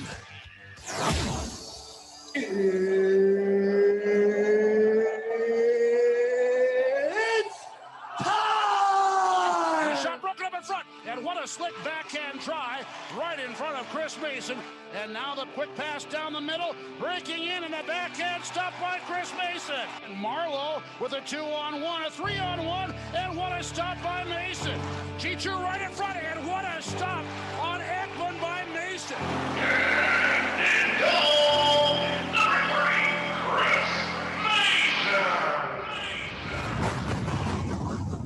Mason. We are. It's Wednesday, and we're ready to talk hockey with Chris Mason. He now joins us on Darren, Daunic, and Chase on this gorgeous day, although there could be some rain later this afternoon and into the evening hours. We shall see. Chris, how you doing? I'm doing great. Just getting stuff done today. Well, good. That's awesome. You got to take advantage of that off day. There's no doubt about it, because who knows how long tomorrow could be. But let's start with something we've been talking about the entire first hour. Willie brought it to our attention in a discussion that you saw through your goalie eyes. We talked a lot about the Natchez game-tying goal in the third period. I was talking more about what he did, carving up the Predators, going through neutral ice and into the offensive zone. But you put a twist in there on what he did, because we're so accustomed. We got some phone calls on this, and certainly you understand, right? You see Saros's body of work. I mean, post to post, he may be the best in the league at, his movement post to post, but he didn't get there. So a lot of people are wondering, but you saw something that Natchez sold to Saros to maybe help him with the wraparound. Well, in that situation, there's obviously many things that can happen, but one of two as a goaltender, what you're really focusing on is first and foremost, is he going to shoot the puck? I can't remember who was back checking on him, but he got it was a little. Duchesne. It was Duchesne, yeah. Duchesne. So he gets a little bit of separation, gets his stick out of that situation, and then he lifts it and pulls it back. He sells shots. So as the closer, if he doesn't do that, the closer he gets to the net, that allows Saros to get to the post and then prepare for that wrap, because that's the next logical play in that sequence, especially with the speed that Natchez was coming at. But the fact that Natchez comes out, you have to respect that shot, because he's, got the offensive side on Duchesne. He pulls the stick back and he sold it well. And the high skilled players, it's all about that little deception that makes all the difference in the world. So when he did that, Saros's feet were outside the post. He goes down on that play, and then he's unable to get the push all the way back, because you obviously increase the distance that you have to travel. Had he not done that, Saros would have been against the post, and then it's a half push and he's got the other side covered. And, you mentioned his ability side to side. He's one of the best guys in the league, and his speed, that would have been a play that he would have been able to right before the puck. But the fact that Natchez sold that shot as a goaltender, you have to respect that, because if he shoots that play is the only play right there. You have to respect that and give Natchez credit. He sold it well. He did a good job getting loose from Duchesne and the wrap. That's not easy to do, even when you have the time and the space to do it, to get it all the way around. He was going down and he ended up pulling that puck just inside the post. So that was a remarkable goal. Pecorine, for years, we talked about, you could feel when he was on in games like this, when he was seeing the puck well and his glove was on point. I think UC Saros's glove has been on point through 5 games in this series. What do you make of? I think he's had some huge glove saves, even through traffic, where I'm like, how did he emerge and how did he make that save? How would you, what's your opinion on his glove work in the series to this point? I think it's been great. I really think his rebound control has been phenomenal. And, catching pucks is obviously huge. But one thing I feel he's done this series exceptionally well is, when there's a situation and it's not 100% that you're going to catch the puck through traffic, he'll push out and he'll bat it out of that scrum that's right in front of the net. And that allows, not only him to get set up, but for his teammates, it buys them a couple more seconds to locate the puck and then get back into position, and they're not having to battle when that puck's sitting right in the crease area. So he's done a great job of that. I think the guys have done a really good job on Carolina, keeping a lot of their chances a little further out and allowing him to see it, which makes it easier to keep that puck on your body if it's up high, or it gives you an extra second to angle your pad and push the puck where you want it to do. So I think both goalies have done a good job at that, because there's been a lot of situations where you see both teams are going so hard to the net. If that puck comes out, there's secondary opportunities there. So again, another little nuance to Saros's game that I think has been really sharp in this series. Can you take us through the art of kind of the poke check, just poking it away with the stick, and that decision, that split decision that a goalie has to make on doing that? Of course, Saros did that in the overtime winner, and boy, that was, honestly stalled. For him to bat that down on midair and that to go in was pretty amazing, pretty skilled play by him. But I saw a couple that Nedeljkovic did that were pretty questionable. Like the Predators almost made him pay for that. Can you just kind of take us through, that mindset of when to do that, when not to do it, and the kind of the art of poking it away with your stick? Well, I think in today's game, the guys have got so good, and I call it like a passive poke check. I think Nedeljkovic has been a little more aggressive. That's why you see those almost, it just either tips it or the guy loses the handle on it. And he's a little more aggressive with his stick, although he's made some very good poke checks, to alleviate some potential dangerous chances. And Saros, the awareness that they have, it's when, I'd say Saros is more, reading a pass, or if a guy's kind of in tight and he's cutting back from behind the goal line to the front of the net, he's there waiting in his stick. Notice the position of his stick will be out in front of him towards the goal line. So he's going to try to make contact before that puck gets above the goal line.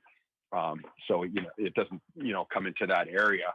But again, they don't sacrifice the low part of the net, and they keep their structure together. So they're down and they're still trying to cover up all the holes. And, in case you miss that poke check and it gets to the area you're trying to prevent it to get to. And both guys have really made some big plays. They've cut off potentially some really dangerous scoring opportunities, and that's just good awareness. And you always have to take a quick peek if you watch goaltenders in those situations before the player actually gets there, probably a second before they're taking a peek to where it could possibly going, and try to gather as much information in front of you before that puck gets either, beside you or behind the net. And both guys have been on point again, and it's just taking away scoring chances because they know the amount of traffic that's coming to the net. And they're such big plays. It's like, a defenseman breaking up a 2-on-1, that type of situation, plays that never end up happening from just, those little adjustments. And obviously the execution of it's been on point for both goalies. Talking to Chris Mason, and Mace tried to look at some positive big picture things here as the team regroups and gets set to play back home tomorrow. Yakov Trenin just had a 2-goal playoff game. And here's a guy that's a rookie. And when he makes some plays, that was a great pass by Colton Sissons, but you just start thinking about what is Yakov Trenin going to look like in the next 2, 3, 4 years as he continues to play more. Like he's such a big truck as we've watched him, right? But he's got a little bit of skill, and you just wonder, where could that take him down the road? He's a really intriguing player in the big picture.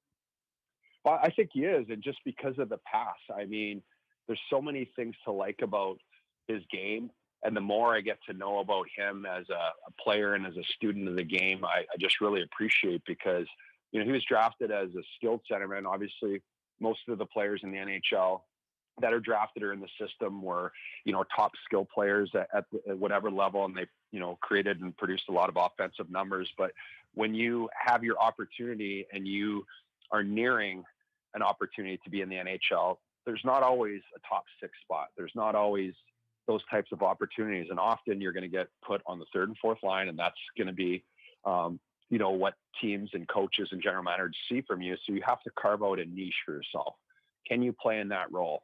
Can you be successful if that's what that team needs at that given time? And I think the way that he developed, he put up a lot of great offensive numbers in the American Hockey League, but he's also realized that in order for him to get to the National Hockey League, he's got to be a power forward. So he's playing the wing, he's physical, and you can see the skill, the upside that he has. So once he develops into that role, he's going to, eventually potentially get more opportunities to move up a lineup. He's a guy that I could see climbing up a line, but the fact that he's carved that out, and Willie, the one story we referenced a couple times is when he got taken out of the lineup earlier in the season, he approached John Hines with a notebook and he was ready. He said, "What do I have to do to be a regular in this lineup?" And he wrote down the 5 things that John Hines gave him that he needed to do, and he hasn't been out since. So, that just tells you a lot about the character and how bad that, he wants to play at this level. And, he's starting, the more confidence a player like that, you're starting to see one-on-one situations where he's able to get separation. He's got the speed and the power to drive wide and get to the net and then make skilled plays. Like you saw on that goal that he scored, the second goal, Sissons makes a nice pass, but he takes it off of his heel, not in a good shooting position. So he lifts his stick back off the ice and waits for that puck to get in the middle of his blade, and then makes a great shot, in stride over Nedeljkovic pad. So he's definitely got the skill. And for a player that you have in that role, where you're not expecting offense maybe from those lines, he can definitely deliver that when called on, and it's only going to get better. Did you quickly translate his Q&A with the Russian reporter last night? I was, what? No. That's a negative. I was thinking about this last night and putting it together with your story about the notepad. In fact, I think there should be a movie coming out in Russia, The Notepad, about Yakov Trenin. Right? There was the movie The Notebook. Now we have the notepad. But I wonder if he wrote down the answers that John Hines gave him in Russian. Right? I'm guessing he did, right? You probably write in your most comfortable language. So he's probably writing down. But I thought about that when he was asked the question by the Russian reporter. She asked him too. And so, he reeled off 2 answers in the Russian, and we're all wondering, I wonder what she asked. I would have loved for her to ask her question in both, just so we know what she was asking. But I don't know if we'll ever know. But Mace, I want to ask you about one other matchup that I'm just really enjoying watching. Just this is when you really back away a little bit from everybody's emotional attachment. That's what's great about this series. The whole city is emotionally engaged in this series. Nashville is right there toe to toe with them. And one of the things that epitomizes it for me is just the competition between Aho and Granlund. Mikael Granlund is just, unbelievably gritty, feisty, determined to try to contain one of the best weapons in hockey. It is just great sports to watch those two guys go toe to toe. Oh, I absolutely love it. It's one of the storylines within the movie, right? That you really have to. It's not necessarily at the forefront because obviously the goaltending and the goals that you get and ultimately the overtimes, but the ongoing storyline of Granlund and Aho and just battling. And you can just see, I love watching during the play, and then when the play ends, Granlund's always right over there by Aho, and you could see the frustration from Sebastian Aho at times because he just can't get away from him. And obviously there were times when they were out there, not as much last game, but in an offensive zone situation, obviously Hines is going to put Granlund over in case, they put Aho out there in that situation in the offensive zone to have their best players out there.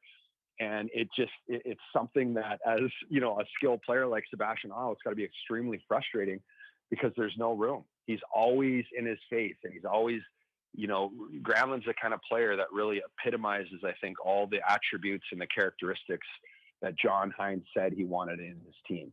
That hardworking, relentless, second, third effort type of a league, details defensively, all the things that John Hines wants in a team, he has in the player, like Mikael Granlund. And you talk about being hard to play against. Well, it's impossible. It's hard to play against. And no matter how good and how skilled you are, if you don't have the time to make plays and to get the space that you need to execute, it becomes very, very difficult. And obviously skilled players get frustrated. The longer that goes and the harder it gets, it just keeps kind of building on you to a level of frustration that, we've seen kind of taken out, after some whistles. And Sebastian Aho is a competitor too. He's not a big guy, but that guy competes and he'll get in there in the scrums and all that type of stuff. But you see it more and more as the series goes on because he's been really frustrated by Granlund. We're talking to Chris Mason, former Predators goaltender, now television analyst. And Mace, I know with Roman Josi, it seems like he's always putting the team on his back and living up to that letter on his chest. But I was curious that 0 minutes on the penalty kill last night. Were you a little surprised that maybe he wasn't getting the penalty kill time that John Hines didn't look to him in that situation? And is that something that maybe we could see in Game 6? Possibly. I think because, Harper and Benning had been doing such a good job on the penalty kill, and that allows John Hines. They played a lot of minutes. We always talk about Pesce and Shea, the minutes they played in the last couple of games, and you could see the toll that it took. So, I think John Hines is kind of recognizing that if we're going to win this series, we're going to need Roman in Game 6 and 7. So we have to manage that. As hard as it is to not always want to put your best player out, you have to do balance looking at the short term and the long term situation with him. And, I guess in theory, if he's got more in the tank come Thursday and Saturday, it's well worth it. And the play of Benning and Harper have allowed him to do that. So I think that's one of the things, and I guess a benefit is you get your best player as much as you want him on the ice every single minute of every game. The reality is you do have to monitor that. So, but now it's they're facing elimination. So that could definitely change. And, Ekholm and Ellis have been great out there, but that's something to keep an eye on here on Thursday. Mace, real quick, I know you got a jet, but the interference call or the call on Aho and Carrier at the end, what did you think about that in overtime? Did you look at it as maybe a makeup, or was it just a really good sell job by Aho? Well, you see when you see it back is he's obviously looking for contact. He wants to be in position, and Aho wants to make contact. So, he did a good job of kind of disguising that and making it look like he was skating backwards. But at the same time, he's not going to shy away from contact if Carrier's in that vicinity. So, it wasn't like it was an egregious interference call where Carrier, ran into him and crushed him in the neutral zone. But on the flip side of that, if you're Alex Carrier, you have to be aware that they will be looking for that every time you're in that situation. And whether you make contact and it justified Aho falling down like he did, you just can't take that chance. It's unfortunate, but they had to call it. And did Aho initiate that and want that to happen? Absolutely. That was the outcome he was looking for. But, when you're on the power play, that's your responsibility to stay away from those contact situations, as hard as it may be. I know it's a fast game, but it's all the gamesmanship. And we've seen those types of those situations on both sides. It's just unfortunate. Obviously, it had to happen when it happened, but it's, you got to tip your cap to Aho, and it's a tough one on Carrier for sure. Well, it's going to be fun tomorrow night. Get a nap in or a couple naps in before then, and we'll see you tomorrow. Thanks, Mace. All right. Thanks, guys. Have a good day. Chris Mason usually joins us at 1:00 on Wednesdays, but he's going to be doing the Bally Sport. What's it called, Willie? What's the web stream that you guys are doing on Bally Sports at 1:00 today? Oh, the Power Play. Yeah. The Power Play. Thank you. Where we get announcers from both teams. It's a fun little thing. You can catch it on replay. Once it's up, you can go back and watch it anytime you want. But it's good perspective. It balances. Chase, when you're discussing these things, all of the stuff, like, for example, the Natchez goal, it's all what could the Predators have done to prevent that play. And if you're in Carolina, you're talking about this amazing play that Marty Natchez made to change the complexion of the game. So it's good balance. It's a unique thing where you have announcers on both teams giving their perspective on watching the same game. I think it's been really good. Yeah, and I laughed last night when you were promoting that, and Mace goes, "Oh, I'm supposed to be on with you guys on 102.5." That's right. He goes, "Oh, we got a little schedule issue here." So we did a little juggling there. So we thank Mace for taking the initiative there to come on with us. We'll have much more if you want to continue to weigh in, 615-737-1025. But first, Willie, tell us about Lee Company. Yeah, jump on in. We'd love to continue to talk here. We want to involve you in the discussion here. We love the questions we've gotten so far this morning. 737-1025. Let me tell you about Lee Company. 615-567-1000. They've done such a great job for us over the years with different projects, but mainly the home maintenance plan. We just talked to them the other day about getting our annual checkup with our air conditioner and just the routine checkup. That's part of what you get with the maintenance plan. You pay a small monthly fee, like $10 a month, $9 a month, whatever it is. And it's not much more than that. It's very nominal, but you get it back because you get these checkups, and then you get discounts if and when the repairs have to happen with your air conditioner, your heater, your plumbing, your electric. Nobody likes to have to do that, but over time, there's wear and tear, and you need maintenance. That's where Lee Company comes in. But preventive maintenance is really smart. They're going to find the little problems before they become big problems. They're going to save you money over the long term. That's how the system works. 615-567-1000 for Lee Company, or go online at leecompany.com. Lee Company, proud sponsor, Nashville Predators. They score on the rebound, and the Hurricanes take a 3-2 lead. The Preds drop Game 5 in yet another overtime. We battled, we worked hard. I liked our team's effort, and it just didn't go our way. They'll look to stay alive in Game 6 tomorrow night. Your home of Nashville. ESPN 1025 The Game and the Game Nashville app. Tune in to ESPN 1025 The Game every Tuesday afternoon at 4:30 for ESPN's Trevor Maddich joining me, Jared Stillman, on Stillman Company as we dive deep into the college football world and all the latest from the SEC. It's all brought to you by Houston Clinic Orthopedics, when experience matters. It's playoff time in Smashville with ESPN 1025 The Game and Dos Equis bringing the party to you. Text the word GOLDEN, GOLDEN, to 615-737-1025 to qualify for the ultimate in-home watch party. And one lucky fan is getting upgraded with tickets to catch the action live at Bridgestone Arena. Make the most out of every moment with a crisp, refreshing Golden Dos Equis. Must be 21 and up to enter and win. Enjoy Dos Equis responsibly. Get a dose of Smashville. Copyright 2021, imported by Cervezas Mexicanas, White Plains, New York. There's a place full of summer fun and thrills for the whole family, where you can fly on world-class coasters and spin, play, and laugh together, where you can ride, slide, and splash the day away. Visit Kentucky Kingdom and Hurricane Bay. 2 parks for one low price. Save on family fun with our out-of-state offer. For only $39.95, visit one day and get the next day free. Plus, get free soft drinks. Details at KentuckyKingdom.com.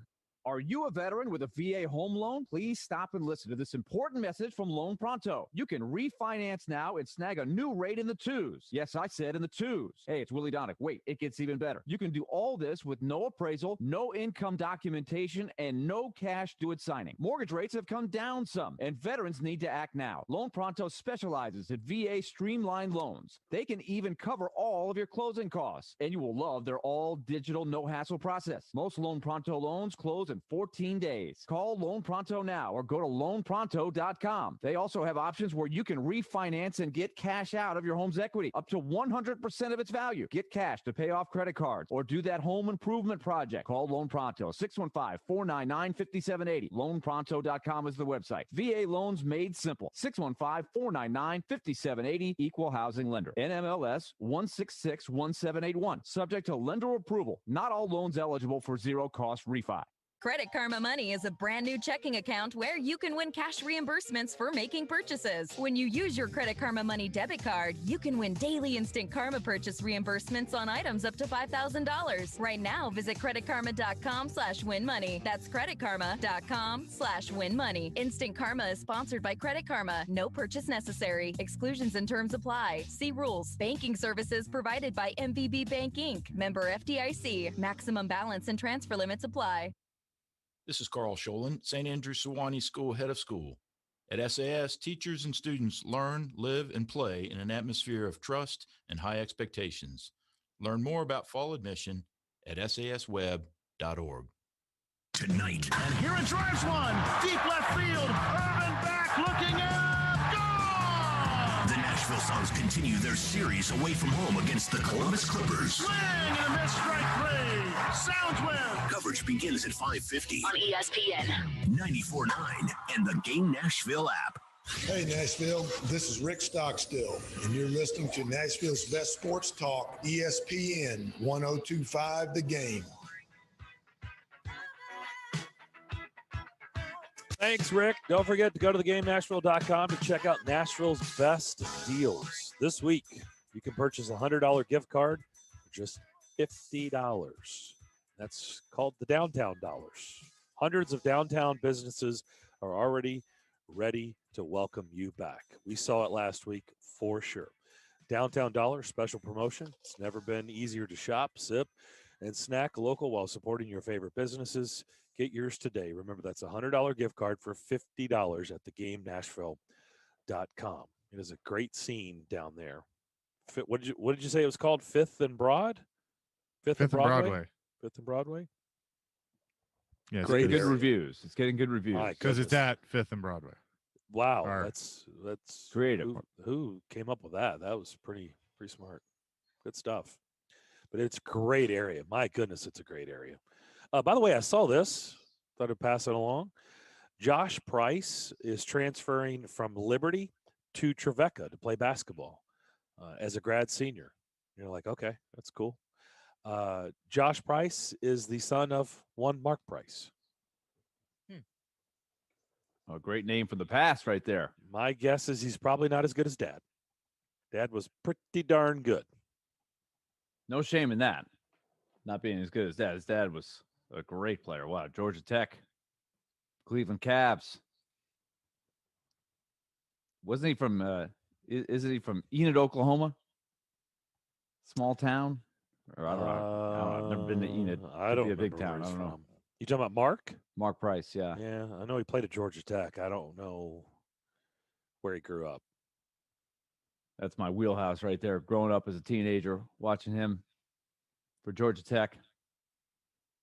He was very, very good and a really good man. pro, man. Those Cavs teams were really cool. Terrible uniforms, but lefty shooter. I remember that. no, Mark I don't Price? think so. I don't think so. No. Elo might have been the lefty shooter. Yeah, same team on the Cavs. Yeah. But anyway, I thought I'd pass that along. This is a cool little story. Josh Price transferring to Trevecca to play basketball next season, and he is eligible right away as a grad senior. All right. Good for him. Maybe Mark will show up to some games. I bet he will. That'd be cool, huh? What did we haven't really talked about the goaltender interference call with 7.5 minutes to go in the second period. Great call by John Hines. First challenge of the year. And we know about the video coaches. That's so hard to believe, too. I know. Yeah. It is hard to believe. But, I mean, in that spot, man, that's why they're there. That's why you have them in place. You have to be able to trust, right? You have to be able to trust them. And it doesn't matter if it's a scary spot like, oh, my gosh, if I challenge this and we lose, it's 2-2 and they're going on the power play. Like, you can't do that. You can't second guess. That's why you have people on staff. You have to Lawrence trust Filoni, man. your One of staff. the best. And if your staff is telling you, hey, challenge it. We see something. We know the rule. Challenge it. You got to do it, man. They were pretty darn good when Peter Laviolette was the coach. So nothing has changed on that front other than there's probably, as we just said, less challenges. That was the first one of the year. But, man, what a gutsy call. And it played out. And I certainly, the more, it was shown, I'm like, yeah, this is probably not going to go their way. Well, Mace definitely thought so. And, a lot of times what I try to do when he and I are going back through it and we're watching it in real time, the replays, as the process is unfolding, I'll try to take his viewpoint and try to balance it out just to try to look at all the checkpoints of what they're looking for. Because he came right out, and it was clearly a play where there wasn't a lot of contact, right? It wasn't like, oh my gosh, look at Saros. Honestly, when it happened in real time, I never saw it. Like I never thought. In fact, when they first went over to the headset, I thought they might be looking at, did somebody kick it in? Because it went off of Johansson's skate, right? I thought they might be checking to see if it went off of a Carolina skate and did he kick at it? But then I realized it was a coach's challenge. Of course, this is all. When you're not in the arena, this is the other thing that sometimes you're a little slow to figure out what's going on out there because we're back at Bridgestone Arena as the game's going on. But as the replays are going on, we talk about this all the time, Darren. The guy was in the blue ice, right? You see Saros is in the crease, and the player for Carolina is in the crease, Warren Fogle, right? Yep.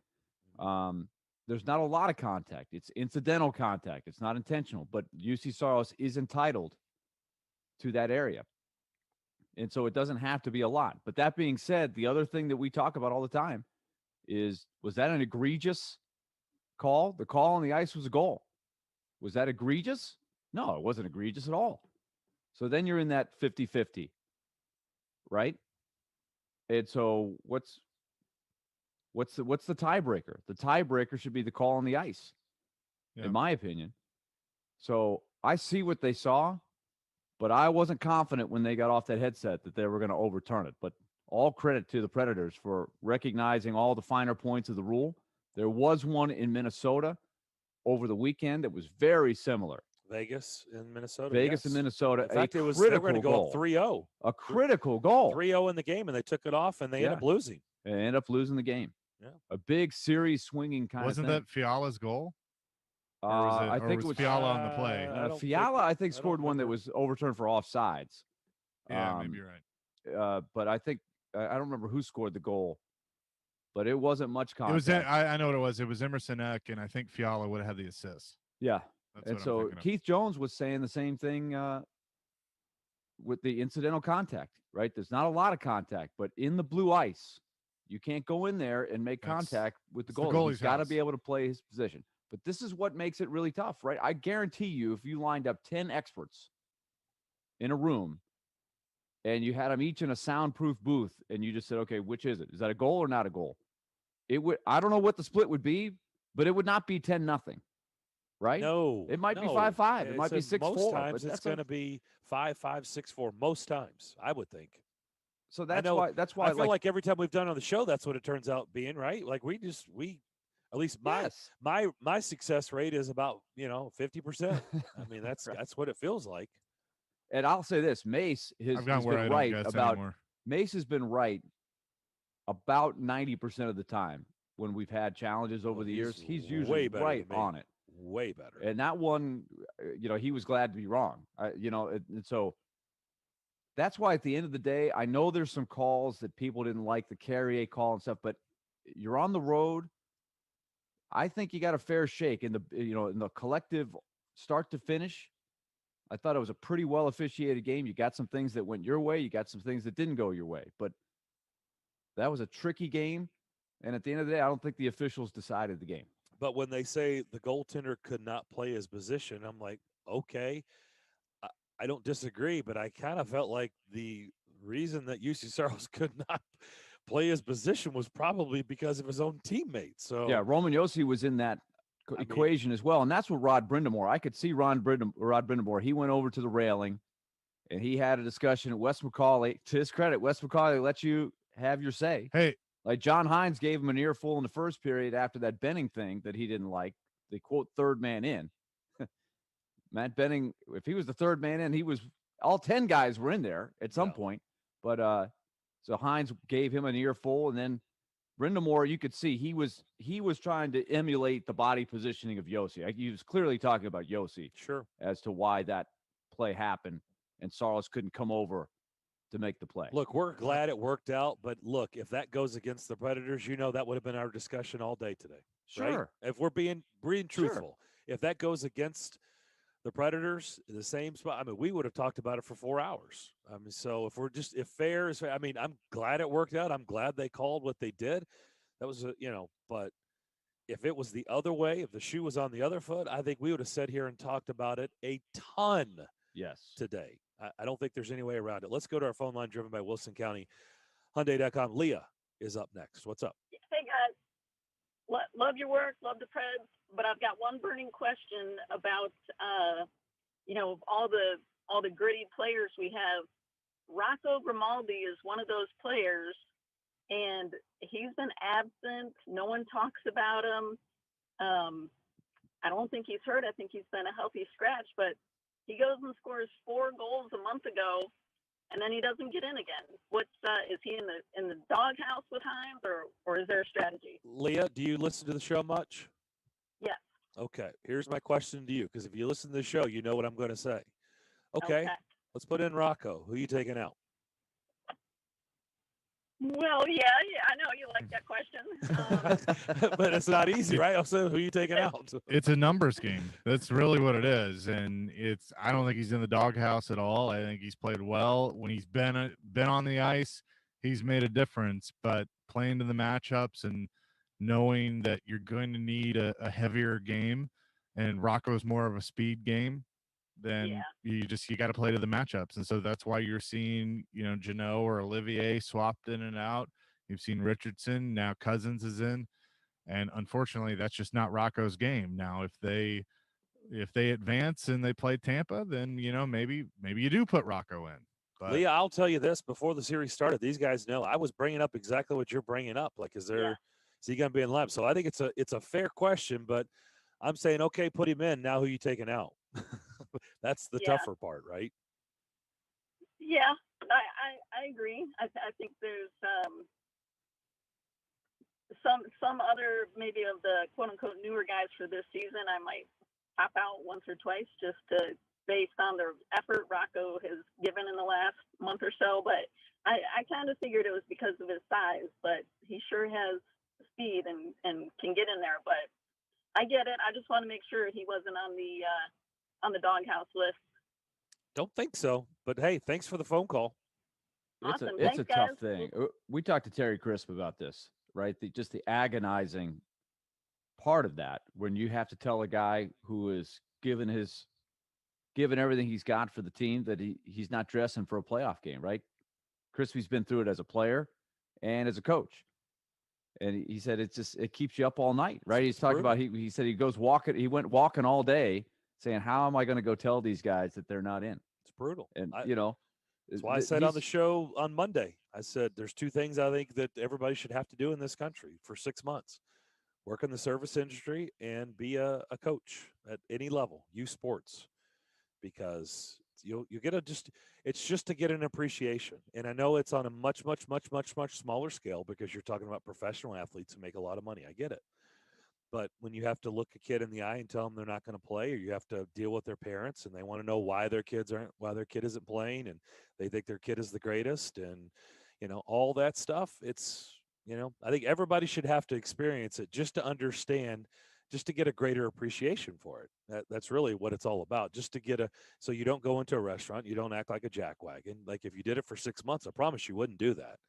Because if you saw the crap that they put up with, sometimes service is bad and they deserve, something.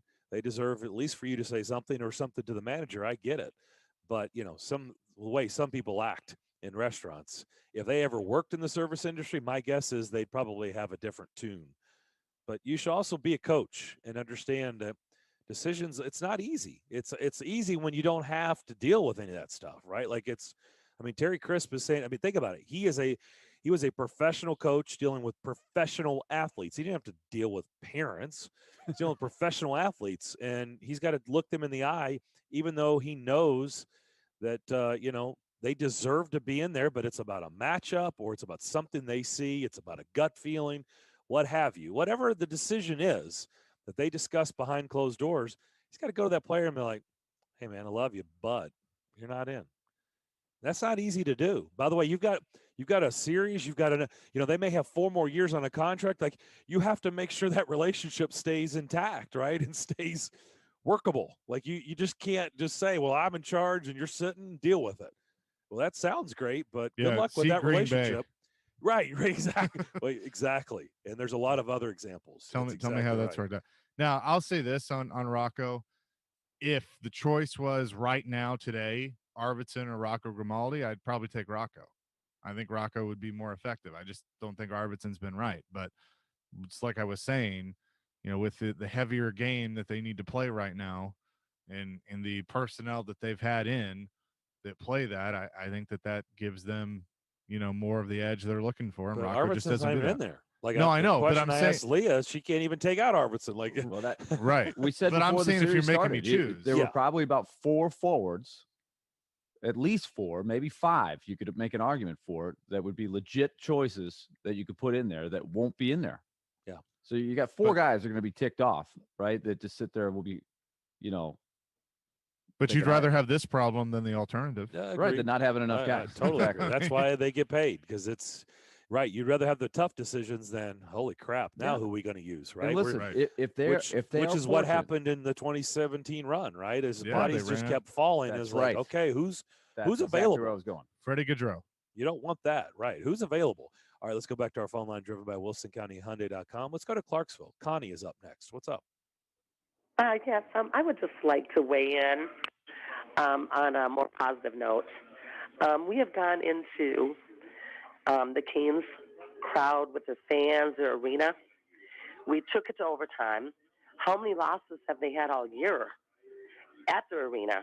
In regulation, 3. That's it. They've only had 3 regulation losses at home. I realized, I thought it was 3 or 4. I didn't want to say for sure. And, we come back to our home, right, with our 7th man, 7th year in the playoffs. The 6th game, we have 1 more to go. We almost took them in the 5th game in their arena. Why can't we do it in the 7th? That is my thought. I think the Preds are still going to take this series. All right, Connie, we're going to remember this call. Hope you are right. Thank you. I like Connie's positivity. We needed that. We needed that. We are going to remember Connie and Clarksville. If Saturday is a Game 7 victory by the Predators and they're on to the second round, we will remember Connie's call from Clarksville. Good for her. She better call us on Monday. Connie probably stays off Twitter, and that's a good thing because she sounds bubbly, and I like that. Well, and also I think she is reflecting what I'm seeing. Like when you watch the Predators play and you listen to John Hines, they do believe. They believe they're going to win this series. There's not a, hey, isn't it great we're giving these guys a great game? They really believe. Like, you listen to Roman Yossi. He was like, I felt like we had control of that game in the third period. And that's what he was ticked off about, is that they missed an opportunity to grab one last night. And they have their formula. They know they're not going to, like we've been saying the whole series, even before it started, you're not going to outshoot and outgun Carolina. You've got to bring it into the trenches. You might get outshot 35-25 or 40-30, depending on how long the game goes. You got to get big saves. You got to make the most of the opportunities you get, because you might not get as many as they do. But they've figured out a way to be right there. And so could they scratch out 2 more wins? Yeah, they can. It starts with tomorrow night. Got to find a way. And they'll have Smashville behind them. We'll come back and wrap up the second hour. Doug, we'll get to you on the other side, too, if you want to weigh in on Rocco. So we'll do that as you listen to the DDC here on ESPN 102.5 The Game. Take us wherever you may go. There are 2 guys on my untouchable list. Tune us in anywhere, anytime. Every team's got those. That's my point. Just search The Game Nashville in your app store and download today. And keep it locked on Nashville's best sports talk. ESPN 102.5 The Game. From the Fox 17 News Code Red Weather Center. I'm Fox 17 News Code Red meteorologist Dan Guthrie. Temperatures will warm into the mid-80s this afternoon for highs, with scattered showers and thunderstorms possible this morning, this afternoon, and into the evening hours as well. This weather report brought to you by Hiller Plumbing, Heating, Cooling, and Electrical. Call the Happy Face Truck today. Do you want to become a nurse but feel like expensive nursing schools or long wait lists are standing in your way? Then Aspen University's Bachelor of Science in Nursing program is for you. We built a brand new nursing campus right here in Nashville where you can earn your Bachelor of Science in Nursing degree in under 3 years. And tuition and fees for the entire program are under $50,000. Want to learn more? Just text BSN to 323232 right now. Our hybrid approach lets you take your non-clinical classes online, and when you're ready, you'll complete your labs on campus and your clinical placement within our network of healthcare partners. Text BSN to 323232 right now. There's no wait list. Applying is free, and it takes just a few minutes. Plus, if you need more flexibility, we offer a nights and weekends program. If you've thought about becoming a nurse, the time is now. Text BSN to 323232 to learn more today. Text the word BSN to 323232 right now. Text BSN to 323232. The total cost of your degree program will vary depending upon the courses taken, transfer credits awarded, and fees incurred. Nursing shortage statistics are from the latest Future of the Nursing Workforce report. Texting privacy policy and terms and conditions posted at textplan.us. Message and data rates may apply. Hey guys, you know what season it is? That's right. It's moving season. If you're looking to move, you need to give my friends at TriStar Moving a call. At TriStar Moving, you'll get 5-star service throughout the entire process. Everything, and I mean everything, will be taken care of, from covering the floors, banisters, railings, front door thresholds. They're even going to wrap and protect all of your furniture and put all of your TVs in protective boxes. They took great care of everything that I owned and made it as stress-free as possible. They even have a brand new state-of-the-art storage facility in Mount Juliet for all of you to use. Their owners, Garrett and Robert, are true Nashvillians who care immensely about helping this community. So if you're looking to move, give my friends at TriStar Moving a call, 615-640-1219, or visit their website, nashvillemoving.org/radio. They'll give you 5% off your entire move. That's TriStar Moving at 615-640-1219, nashvillemoving.org/radio. TriStar Moving, my official movers. Willie Daunic here for Pella Windows and Doors of Nashville. Spring is here, and a time when many people do projects around the house. Are you struggling to open those old windows to enjoy the fresh spring air? It's a perfect time to take advantage of their great specials. Pella Windows and Doors of Nashville was voted the best window company in Nashville by House, Home, and Garden Magazine's Readers Poll, plus the best window company in Williamson County by the Williamson homepage. I recommend you contact Pella Windows and Doors of Nashville. Go to PellaNashville.com. Jared Stillman. I mean, I'm serious. Who's going to be the quarterback of the Patriots? You cannot tell me it's going to be Cam. And company. Do I think that he had a really, really tough job following the GOAT? Yes, 100% I think he did. Tune in Stillman and Company for your drive home. Weekday afternoons from 2 to 6 on Nashville's best sports talk. ESPN 102.5 The Game and the Game Nashville app. Interact with Darren, Daunic, and Chase. Call or text the show at 615-737-1025. Driven by WilsonCountyHyundai.com. Tim Hasselback coming up here in about 10, 12 minutes or so. High noon. We'll talk to Tim. Switch gears for the third hour of Darren, Daunic, and Chase. Hope everybody's having a good Wednesday. Doug has been waiting patiently on our phone line, driven by Wilson County Hyundai.com. Doug, what's up? Hello, Doug. Hi, Doug. Yeah, hey guys. Hey guys, sorry about that. Hey, Rocco, I texted you guys the other day and we talked all about this. And anybody who hasn't scored yet, those are the candidates that should come out. That makes sense? Okay. So anybody who doesn't have a goal. And here's why. The way the Canes cheat on the blue line against us, especially at home, we have to have somebody to break out and take that lob pass just to loosen it up, because we're not the better team. We're going to have to find a way to score goals differently than we have been. You know, we've been grinding. You know, even last night was ugly and we were in the game and all. But it's one of those things where if you can get that goal to go up 3-1, Carolina doesn't come back last night. We're just not scoring enough with our skilled guys. And I've been really disappointed in our skilled guys because they seem to lose the puck. They're not passing well. They're not scoring. I'd like you to talk about that and what Rocco could do for them. Okay, right, but you got to get again the Darren question, because you got to get specific. Well, you got to put them on a line and in a role. Okay, Doug, tell us where you fit. let's go through the non-goal scorers. Colton Sissons doesn't have a goal. Yeah. Callie Yarncroke doesn't have a goal in this series. I guess if you want to throw in Tanner Jeannot or Matthew Olivier. Yep. Don't have a goal in this series. Ellie Tolvanen doesn't have a goal in this series. But Am I missing anybody, guys? That's a lot of those guys have similarities with each other. Rocco is the odd man. Rocco's the odd man out because he has speed that they don't have, and you're going to have to beat these guys past the blue line, right? So Rocco's the kind of guy who can get a break and can score on the breakaway, right? You're going to have to get that extra goal because our scorers and our productivity guys, our skilled guys who we're paying $6 to $8 million a year are not getting it done. So somebody has to come in and stir it up offensively. Well, there's your list. Who are you taking out? I mean, that is your list. I'll take out Tolvanen. I'll take out Olivier. I'll take out any of them that aren't scoring, but keep in Sissons and Yarncroc and the core guys. But the young guys, get somebody in there who can score. We're going to have to score more skilled goals in the next two games to win this series, or we'll get beat tomorrow night. Okay. All right. Well, thank you for the phone call. Here's my thing on that, Doug, and appreciate the call.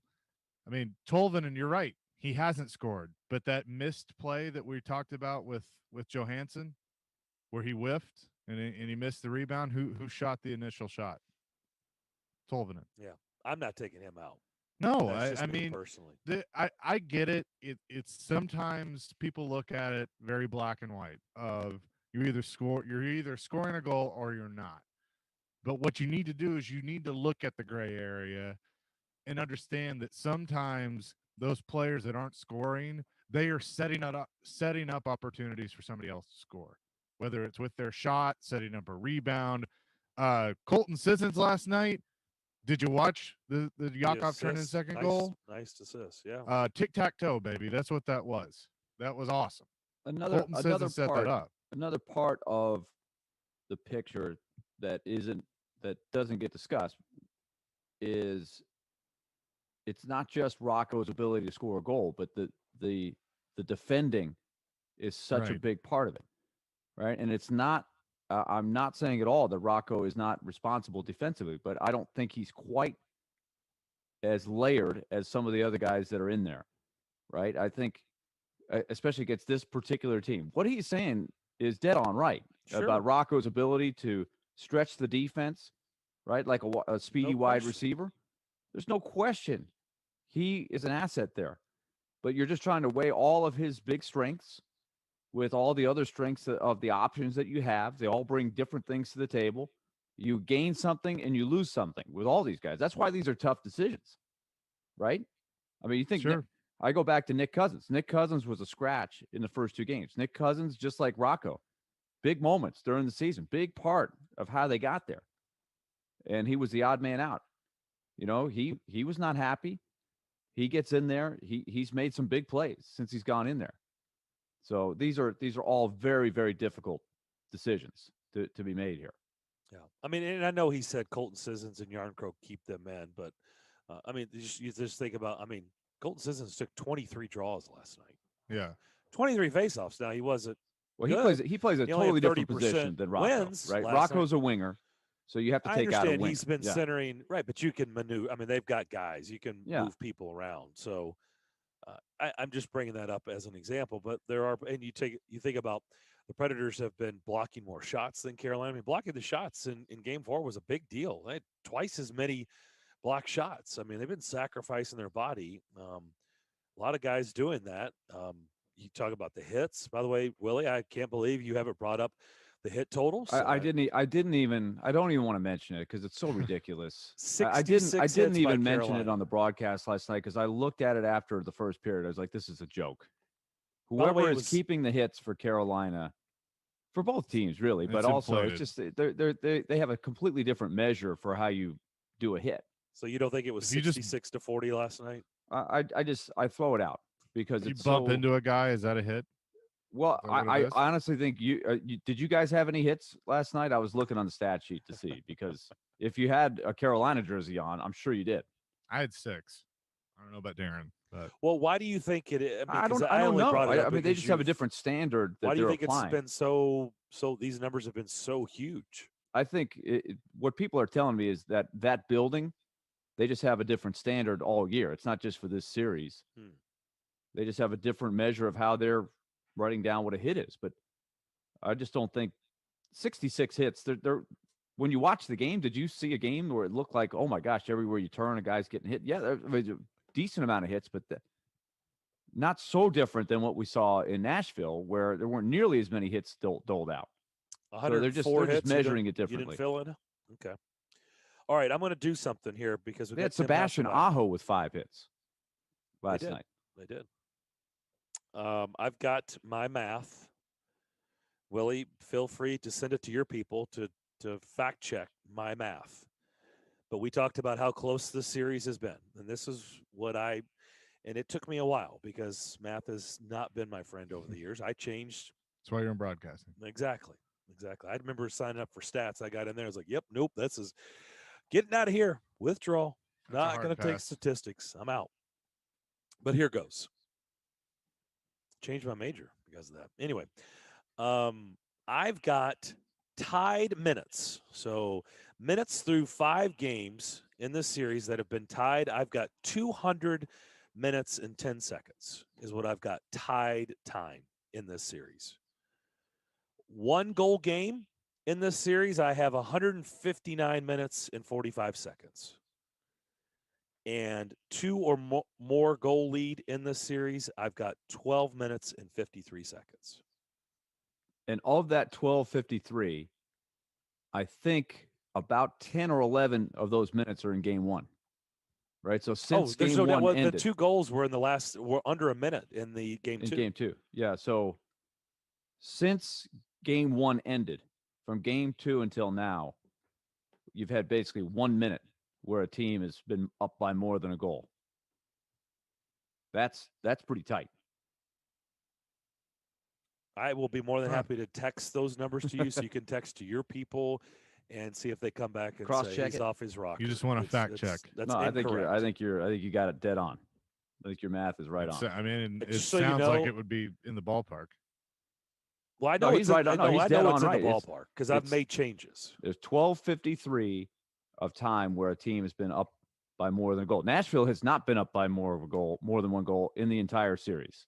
Carolina has led for 2 or more for 12:53, and almost all of that is in game 1, in which the game was tied 2-2 going into the third period. Right? They got those 2 goals, bang bang, in the third to push out, and they held the lead from there.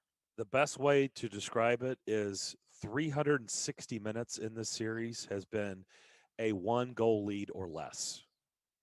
Out tight. of 12 minutes and 53 seconds, that was 2 goal lead or more. Just think about that. 360 minutes to 12 minutes and 53 seconds. If I was you, which I'm not, but if I was you, if it turns out that something's off, I would blame my 9-year-old. I would say that. Well, Maddox I mean, actually I would added like to put that out there, but I just also would like somebody to fact check it to make sure it's right before I put it out there. Because, I want it to be correct. And I know Willie's got people that, are in a truck and they do a lot of stats. And so I just want to see if my math was right. So I'm going to text you my numbers and see if it is correct. But we'll come back. Tim Hasselbeck to begin the third. I feel good about it. I really do. I feel good about it. I'm not going to blame Maddox, Chase, if it's wrong. I'm not going to do that. I'm going to own it if it's wrong. But I feel good about those numbers. I really do. That's my final answer. I'm going to go on and lock those numbers in. You're listening to Darren, Daunic, and Chase. Tim Hasselbeck on the other side, ESPN 102.5 The Game. Thursday night. It's Game 6 of Round 1 between the Nashville Predators and Carolina Hurricanes from Bridgestone Arena. Us fans in the NHL, it's just incredible. Preds Extra at 6. Pre-game at 7:30. Face-off at 8:30. On Smashville's best sports talk. ESPN 102.5 The Game and the Game Nashville app. electronicexpress.com. We make it happen.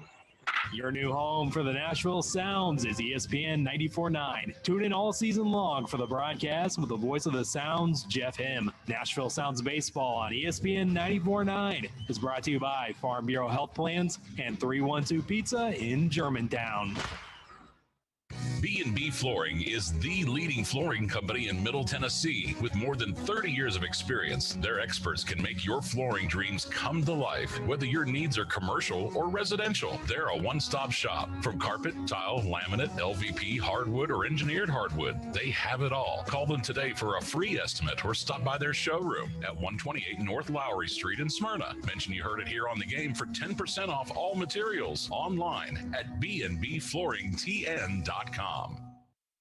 Do you want to have a 1K payday? Head to thegamenashville.com and enter this keyword, payday. You'll instantly qualify for $1,000 in this nationwide contest. Enter the keyword, payday, at thegamenashville.com. The 1K payday, brought to you in part by Nashville's best sports talk, ESPN 102.5 The Game and the Game Nashville app.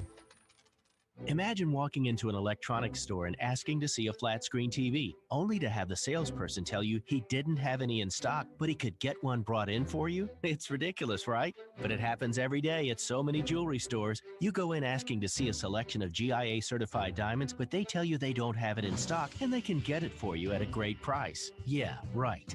What they're really saying is GIA certified diamonds are not their specialty or main business. These jewelry stores don't want to make the financial investment because their everyday customers are not looking to buy GIA diamonds from them. At Genesis Diamonds, it's the opposite. We specialize in diamonds. We eat, sleep, and breathe diamonds, and we have thousands of GIA certified diamonds in stock. All shapes, all sizes. Hand-picked diamonds from $500 to $500,000. At Genesis, you can see all your options in a no-risk, no-pressure environment. Don't settle for the I can get it for you jewelry store. Come to Genesis Diamonds and experience the way diamond buying is supposed to be. Genesis Diamonds, Green Hills and Cool Springs. Nashville's best sports talk, locally owned, home of our Nashville Predators. WPRT FM Pegram, 97.5 Murfreesboro, WBUZ HD2 Laverne, online at thegamenashville.com. We are ESPN 102.5 The Game. Live from the Wholesaling Studios, powered by RumbleOn.com. It's time for Darren, Daunic, and Chase, with hosts Darren McFarland, Willie Daunic, and Chase McCabe on Nashville's best sports talk, ESPN 102.5 The Game. I'm bringing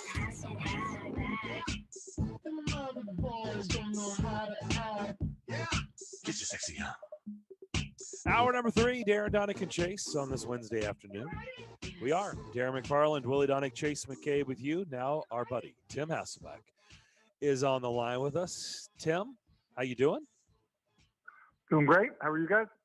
Doing fantastic. We're doing better than probably another network that you're not on, that you get paid by, and one of their hosts, because it seems like they've made a lot of news, but not sure if it was staged, if they maybe violated some FCC rules. But what did you make of the news of Julio Jones going on undisputed and telling Shannon Sharp what he did?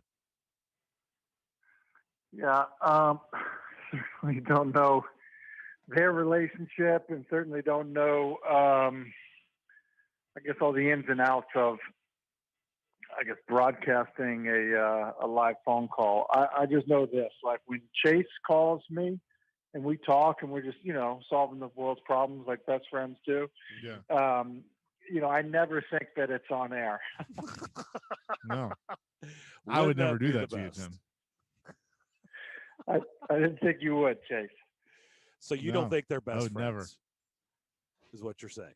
Well, they might be best friends. I don't know. I just would say, like, they were. I know that my best friend would never would broadcast our conversations. Yeah, look, I think sometimes people need to be careful with this stuff. I remember a few years ago, I guess probably more than a few now. I don't know if you guys remember this, with Buddy Nix and Mark Daunic. We're on a phone call regarding, I think, a trade or a potential trade. And I forget the quarterback that maybe, would have been involved in at the time, but Buddy Nix was the GM of the Bills and Mark the GM of the Buccaneers. And it was really some teenagers had kind of set it up somehow. They had kind of hacked into, each other's, phones and essentially put them together and then recorded it. And I forget, but Buddy Nix had, spoken pretty, harshly about the quarterback that was on his roster. It could have been Kyle Bowler at the time, I forget. And I think that those teams at one point were at least about to be faced with, some serious, crimes. So, yeah, I think you got to be careful with that stuff. That's why it's always best, in whether it's this industry or, probably others as well, just to be honest and forthright and certainly not try to do something that appears to maybe have been done over on Fox. That horse is about 5 farms over, right? It's not coming back. So you can't walk this back. Not that it probably wasn't already done, but that seals it, right? Like that relationship, that Julio Jones and the Falcons, that's done. True? Well, I here's the deal. Like, sometimes you get players and they say, and when they don't think that, they're on the record, guys will say some pretty brutal stuff, true or not. A lot of times it's emotional, but I think if you were to look around at, kind of the news surrounding Julio Jones over the last week or so, and probably even going back further than that, I think there was some talk prior to the draft about him being traded, and Schefter basically poured some cold water on it, saying that it really doesn't make sense to trade him, prior to the draft because they trade him later. The money that's owed to him, changes drastically for a new team. So, I think it seems as if he's going to get moved. His feelings about it now are kind of out there in the open, but I think people probably could have figured they were going to be that way. And, I think there's a really good shot that he's playing somewhere else. And, the interesting thing will be, what is the compensation for, a guy that his age, his career, injury history, compensation, and, what it looks like for him going forward. So there's a lot of people who believe the Titans are absolutely right in the middle of the mix for Julio Jones. He was working out with Derrick Henry last weekend. Derrick Henry, A.J. Brown, others have come out and said they want the Titans to get Julio Jones. A.J. left him a voicemail. He did. He left him a voicemail. So I understand logistics, the business side, we've got to address. But I'm saying push that aside for just the sake of this question. I'm asking you, where do you think Julio Jones is in his career right now? Is he still elite? Does he have another season or two of being elite? Do you think he's on the back end? Do you think he's going to hit the wall? Where are you on Julio Jones today? Yeah, I think that he's definitely, on the back end. You think of it, he's that same class as A.J. Green, right? So think back to, A.J. Green. Once you get to be a guy that, what is he? Is this about to be his 10th year, I think? He's 32. If he hasn't played 10 already? He's 32 years old. He's 32 years old. Yeah. Yeah, and so listen, 32, and you have a decade in. He probably plays, over 225 would be my guess. I mean, it's hard to keep doing it at a super high level at that, at that stage. That being said, listen, can he be in a scenario where, he's a 1,000-yard receiver and he has 8 touchdowns?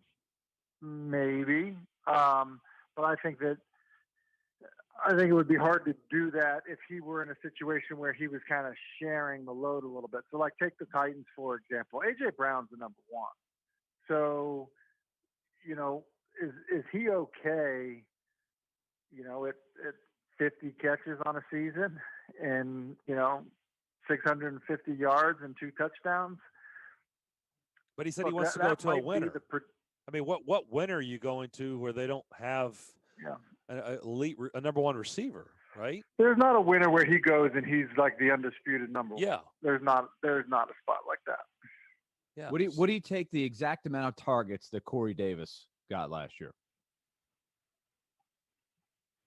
Because that's what you're thinking, right? If the offense is about Joey the same. Galloway at the end of his career, I think he was in New England potentially, and he was a third receiver, and he was like, I'm not used to this. Like, I'm not used to sitting on the sidelines for 12 plays, going in for a play, coming back out, sitting for 5 plays, going in for 3 plays, coming back out. Like, some guys, and I'm not saying that would be Julio's role. I mean, I think that he probably goes somewhere as a starting wide receiver, but I think it ends up being kind of difficult when you just say, okay, well, the team's got to be really good. Well, most really good teams have guys.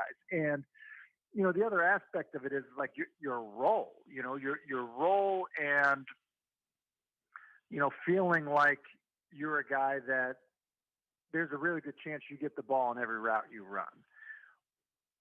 That changes big time when you're not the guy. He is probably designed to be the primary receiver, on most red zone plays, most critical down plays, as well as, take a shot type plays. So that's what his experience has been through, a decade of playing pro football. Well, what is that like, for him if he's not the primary guy? You're like, wait a second, you want me to sprint down the field in the middle of the field, really just to pull coverage so that you can hit A.J. Brown on an in cut? Like, look, some guys are great with it. Others are not. I'm not sure. I'm really not sure how that would go for him at this stage of his career. And I think you'd have to really, know him personally and know how he would feel about it to feel comfortable bringing him aboard. Corey Davis had 92 targets last year, just to put that number in 14 games. Yeah, I think 100 targets. You bring in Julio Jones. Here's you better the deal. give him 100 targets. Julio, I'm looking at this now. Julio was hurt last year. Okay, so he only played half the game. He had 68 targets. Okay, but the previous 6 seasons, I bet it was he had at least 129 targets or more. Yeah, I'm not. That's an adjustment. So like, and he's had a season where he had over 200 targets. You just in 2019 he had over 150 targets. So I mean, you're talking about if you're saying 95 targets in a season, and that's almost half of what he's used to. And I would say that that's a big number. Would you? I mean, if you could work it out. Look, I think it's a pipe dream with that contract and the money. I mean, they're not going to get a first-round pick for him. So let's say Atlanta realizes that they got to move on. They need the cap space, and they're going to have to probably eat some of his contract, and you can make it work. If you're John Robinson, you can actually make this work. Would you do it? I think I would, because of, he's unique. I think, the Titans are still kind of in this situation where, if you feel comfortable that he is comfortable with being a number 2, I think he's clearly your second best wide receiver at this point. If you can grab him. And I think that, he's not Larry Fitzgerald. However, Larry is so well thought of and so well respected that I think there are guys that, maybe have an appreciation for, kind of Larry's path and what he has done, that, maybe Julio would be like that, where, he'd say, okay, like the end of my career is going to look a little bit more like Marcus Colston than Calvin Johnson. Like maybe that's how it has to go if I'm going to continue to play. And look, he's played a lot of football. I think he does have a natural feel. So playing a little bit more inside, I would think would be something that he could do. And then because of his size and strength and his ability to catch the ball away from his body, then maybe he could do that. So let me follow up real quick, Tim, on this. In this voice message that AJ Brown posted, he said, he posted it and sent it to Julio. He said, you want to be the top guy. You want to get the most of the targets. I'm cool. I'm there to clean it up when you need me. I'm there to spell you. Do you buy that? Do you buy that AJ Brown, being the competitor that he is, would essentially try and take a back seat just to get Julio here? I think that there are certain guys that have the respect of the guys, younger guys that play their position, right? Like I could see somebody saying that about Torrey Holt, when Torrey Holt was, going to Pro Bowl after Pro Bowl and, seen as a guy that you think AJ Brown, he's, probably entering into high school as Julio Jones is entering in the prime of his NFL, early NFL career. So sure he looks up to him. So, like, I think it's kind of something that's said as, almost like an offering of respect. But, I mean, let's be honest. Like, A.J. Brown had over 100 targets last year. A.J. Brown doesn't decide where the football goes. You know who does? The play caller and the quarterback. So, he could say whatever he wants. But, look, today or tomorrow or the start of the season, A.J. Brown is a better wide receiver than Julio Jones. So, he could say he's taking the back seat to some, but he's not and shouldn't be. Tim Hasselbeck is with us. Tim, this is really a fascinating, just theoretical conversation because I still am a little fuzzy on the math. If the money, like I was under the impression they couldn't fit in Corey Davis because they didn't have enough money.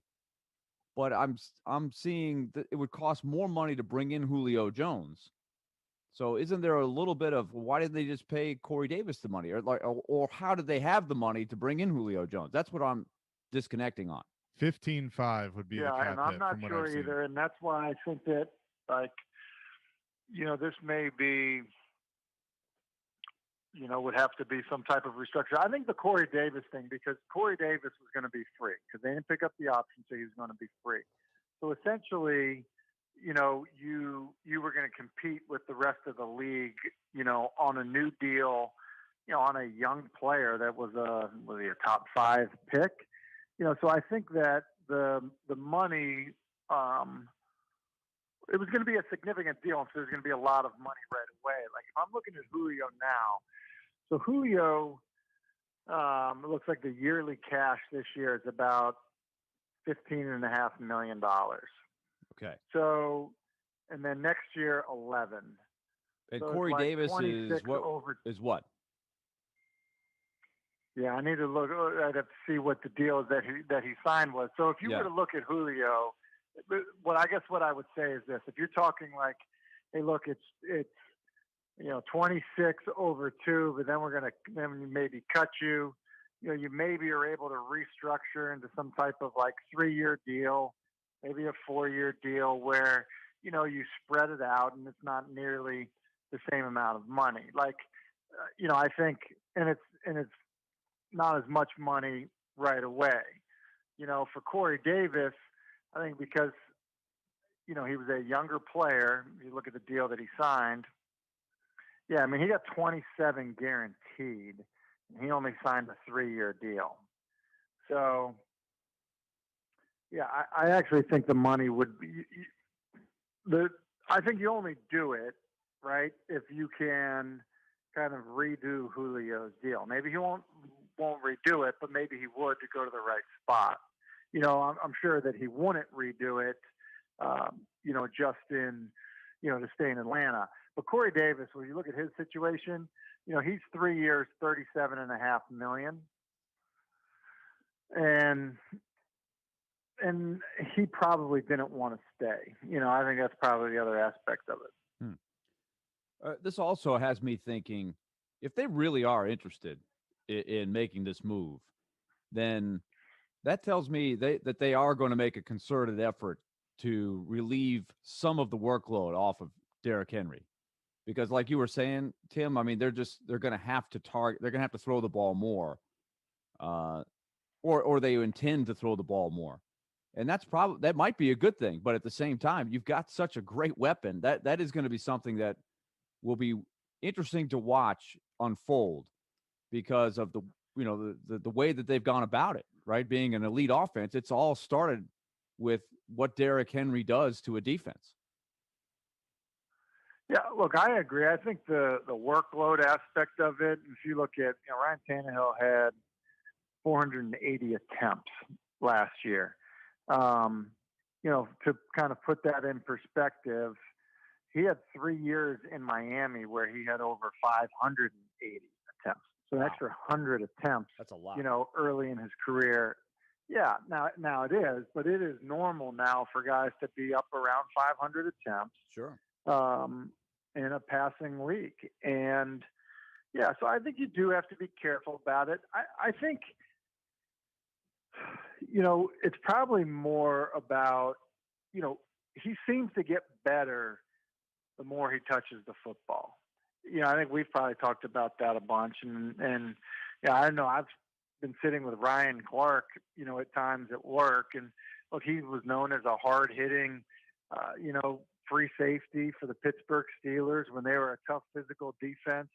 And you know, there are times where he's like, nah, man, like, the last thing I want to do is be tackling a defensive end, you know, in the fourth quarter that's running downhill at me. I mean, he's like, it's crazy. So, look, there is an element of like, it kind of feeds itself. But yes, you're right. Look, they've invested in him. You know, you don't want to run the tires off of him. And probably more importantly, you want him at the end of the season to not be worn down and banged up. So, yeah, I think they'll be balanced. I think, you know, just, you know, picking your spots when you can kind of give carries to other guys and get them off the field. Yeah, I do think that'll be important. But I also think that they probably feel like they've grown offensively between quarterback and receiver and some of these other spots. We're talking to Tim Hasselbeck, ESPN NFL analyst, joins us every Wednesday at noon. So I know I enjoyed watching Kenny Mayne's Final Sports Center Monday night, but what were your takeaways of the Aaron Rodgers interview? He you know, he did address some things. Kenny kept asking, and he did address a few things. He talked about, you know, the people, and that he didn't agree with the philosophy that you know, that it is about the people, and the people is what build the organization. And he made it clear, or he said that it wasn't about Jordan Love, it wasn't about the draft pick, but it was more about just kind of how the whole thing was handled. What were some of your takeaways from the interview? Yeah, I think that Aaron has basically been saying this to us for a long time. That probably just cleared it up a little bit talking to Kenny, where he, you know, was like, look, I don't like the stuff that you know, the decisions they've made.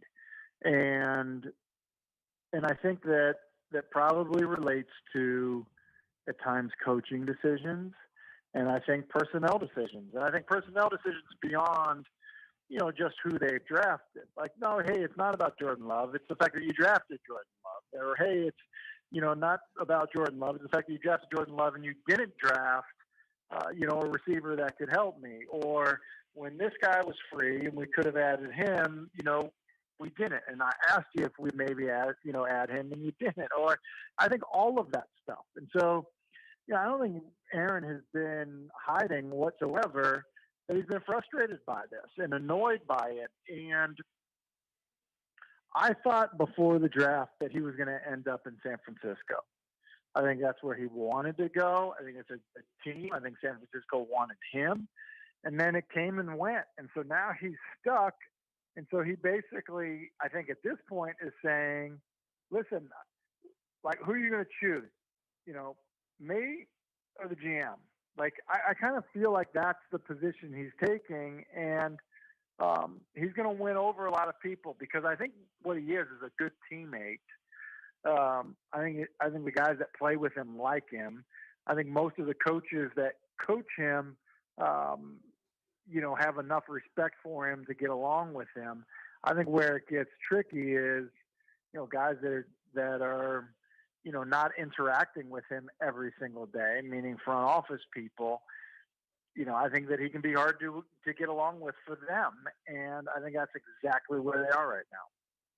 So how do you think that this ultimately will end, though? Because as you said, San Francisco was probably his top choice. It made the most sense being close to home. Now it feels like the most logical choice is Denver, is a team that would need a quarterback unless there's just one that we haven't thought of that would be a surprise come in, maybe the Vegas Raiders. But how do you think this ultimately will end up? Yeah, those are the two other teams, and then probably in the order you listed them. But I think it ends up with Aaron playing for the Green Bay Packers. You know, them trying to smooth things over the best they can. Aaron going in and being a great teammate and playing well and kind of playing angry. And then I think being brutal to deal with for other people. Like, I think that's how it works out. I think Aaron goes in and is abrasive to people he wants to be abrasive to, but he's going to play at such a high level that it's going to be like tough, like deal with it. So that's how I think this plays out. And I think it maybe becomes enough of a headache after this season, regardless of how well he plays, especially if they don't win a Super Bowl. Like, my position on this, Chase, has been Aaron plays awesome like he has the past 2 years. He's kind of a jerk about it to some people. And if they don't win a Super Bowl, then he'll, you know, be able to just kind of force his way next year. Like, that's kind of how I think it happens. And I don't know that there's a way out this year for it to make sense for Green Bay. Tim, we appreciate the visit as always. Have a great rest of your week. All right. You guys do the same. See ya. All right. That is Tim Hasselbeck. High noon every Wednesday. Good to talk to him. I'm going to FaceTime him here in a little bit. I'm going to talk to you right now about playoff time. Yeah, we know about Stanley Cup playoffs, but there's also playoffs in basketball. Big stakes, bigger promotions. DraftKings Sportsbook is putting you courtside with a chance to turn $5 into $200. That's 40-1 odds. Should have your attention now on any basketball game. All you have to do is pick any team that is still in the hunt for the trophy. If that team wins, you receive $200 in free credits. That's right. Pick any team that's still in contention. Bet $5 of your money. And if your team wins, you cash $200 in free credits. That's all it takes to get 40-1 odds on any basketball team of your choosing. Don't forget, DraftKings Sportsbook also offers great odds and promotions on baseball, hockey, and so much more all week long. It's safe, secure, reliable, so you can deposit and withdraw your funds at your convenience. All you have to do is download the top-rated DraftKings Sportsbook app right now. Use the promo code 1025GAME, and when you sign up, turn $5 into $200 in free credits. Bet on any basketball team of your choice to win their next game. And if they do, you claim your $200 in free credits. That promo code you need to use, 1025GAME. That's for a limited time. Only at DraftKings Sportsbook. You must be 21 years of age or older. Tennessee only. Wager paid out in site credits. Restrictions do apply. See DraftKings.com/sportsbook for details. If you're someone you know has a gambling problem and needs help, call or text the Tennessee Red Line, 1-800-889-9789. They score on the rebound, and the Hurricanes take a 3-2 lead. The Preds drop Game 5 in yet another overtime. We battled, we worked hard. I liked our team's effort, and it just didn't go our way. So look to stay alive in Game 6 tomorrow night. Your home of Smashville. ESPN 1025 The Game and the Game Nashville app.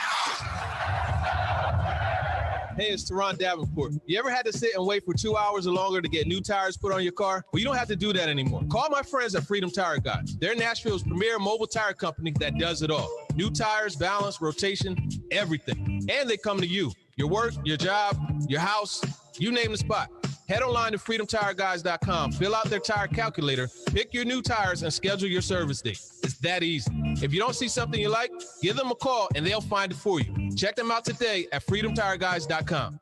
Bring everything up to speed with the Novatech Managed Office. Novatech's Managed Office portfolio consists of 4 key pillars that provide a unique, holistic approach to business technology, bringing together hardware, software, and services for IT, print, cloud, and security. Novatech's mantra: get it all, get it right, and get it now. From a technology partner you can trust. Let Novatech manage your business technology so you can focus on what matters most, your business. Learn more about the Novatech Managed Office and request a free Office X-ray technology assessment at novatech.net. That's novatech.net. Memorial Day is here, and that means huge savings in every department at Electronic Express. Save big on all 4K TVs, home and car audio, computers, smart home, mattresses, and more. We have the best prices guaranteed. Up to 50% off all appliances from LG, Whirlpool, GE, Samsung, and more. In stock and ready to deliver. Plus, get up to 36 months free financing. The Memorial Day sale is going on now at Electronic Express. We make it happen.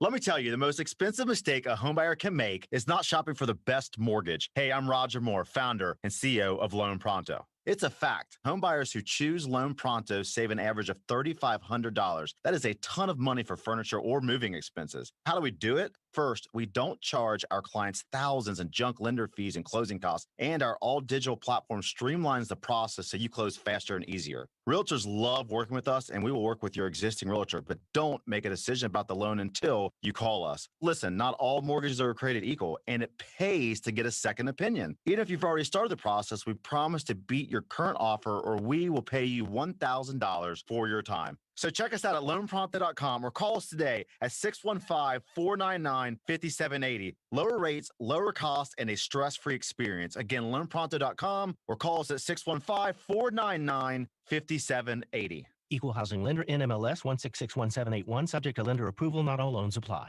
The Dogwood is Midtown's newest hotspot. There's something happening every day of the week at the Dogwood. You probably already know about their Texas-sized mimosas for brunch on Saturdays and Sundays. But did you know they offer $5 domestic tall boys on Tuesdays, $5 Deep Eddy products on Wednesdays, and half-price bottle service on Thursdays? Yeah, that's right. And the food is phenomenal, too. The Dogwood, located at 1907 Division Street. It's the place to see and be seen in Midtown Nashville. The Dogwood. ESPN's Turron Davenport breaks down the Titans like no other. I want to see how much they put on Elijah Molden because that young man is a very intelligent player. Catch TD Mondays at 11, Thursdays at 3, and Fridays at 8. Brought to you by Freedom Tire Guys. Plus, the Talking with TD podcast drops every Wednesday. I think that's an example of playing beyond scheme. Only on Nashville's best sports talk. ESPN 1025 The Game and the Game Nashville app. What's up, Nashville? This is Stephen A. Smith. You're listening to Nashville's best sports talk, ESPN 1025 The Game. There's yet to be a team that has been clearly linked to the Falcons negotiating a possible trade for them. No, I have Even not. after You're yesterday. right. I haven't heard anything either. Right. Nothing substantial that way. I was told by someone that the Titans and the Patriots are very much on his radar. All right. So that's someone I trust that has a little knowledge in the matter. So we'll see where that goes.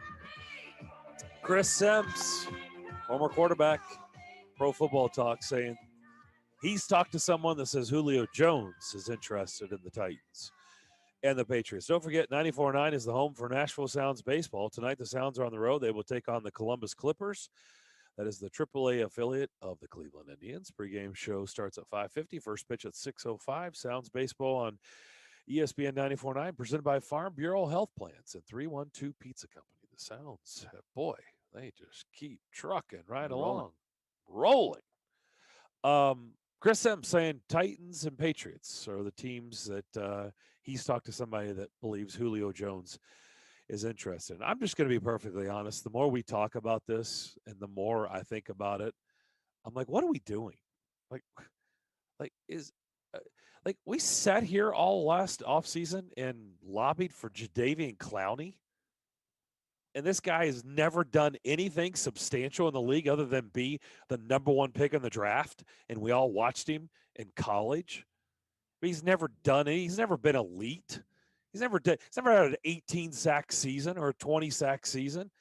All Julio Jones has done has been drafted by the Falcons very, very high, coming out of Alabama, and produce and basically be the number one receiver in the league for most of his career. It's like, what are we talking about? Get A.J. Brown. Can you make that work? It's like, what? Can you make it work? The answer is yes, you can make it work. The question is, if they can make it work, what are we really discussing? He's already turned 32. I continue to say it. What sign is there that he's hit a wall or he's not going to be good? Like, just look at his career. Basically, if he plays the season, he's elite. Last year, he played half of a season. And guess what his numbers were on par for if he plays the full season? Same numbers he's had his entire career. Like, what are we talking about? Are we really deciding on whether the Titans, if they can make it work, should bring in Julio Jones? Are you kidding me? But if they can make it work is everything. Like, I completely get that he has an interest in the Titans. That makes perfect sense. And he knows he's not going back to the Falcons. But if you're the Titans, you got to try to find how would you make it work? Like, they already passed on the price tag for Corey Davis, who's a certain level, right? And is younger and was a known quantity. And they passed on that. So now you're telling me it's a comparable price tag, right? That they have to fit in under the cap. And you might have to give up something. And that's where I just cannot imagine them giving up anything. Well, but you got to make it work. What if they don't? Or it's something, But how do you make it work? What if Julio wants to come here so bad that he is, because we all know that there's way for this information to get from Julio to the Titans. Hey, if you guys trade for me, I'll work with you.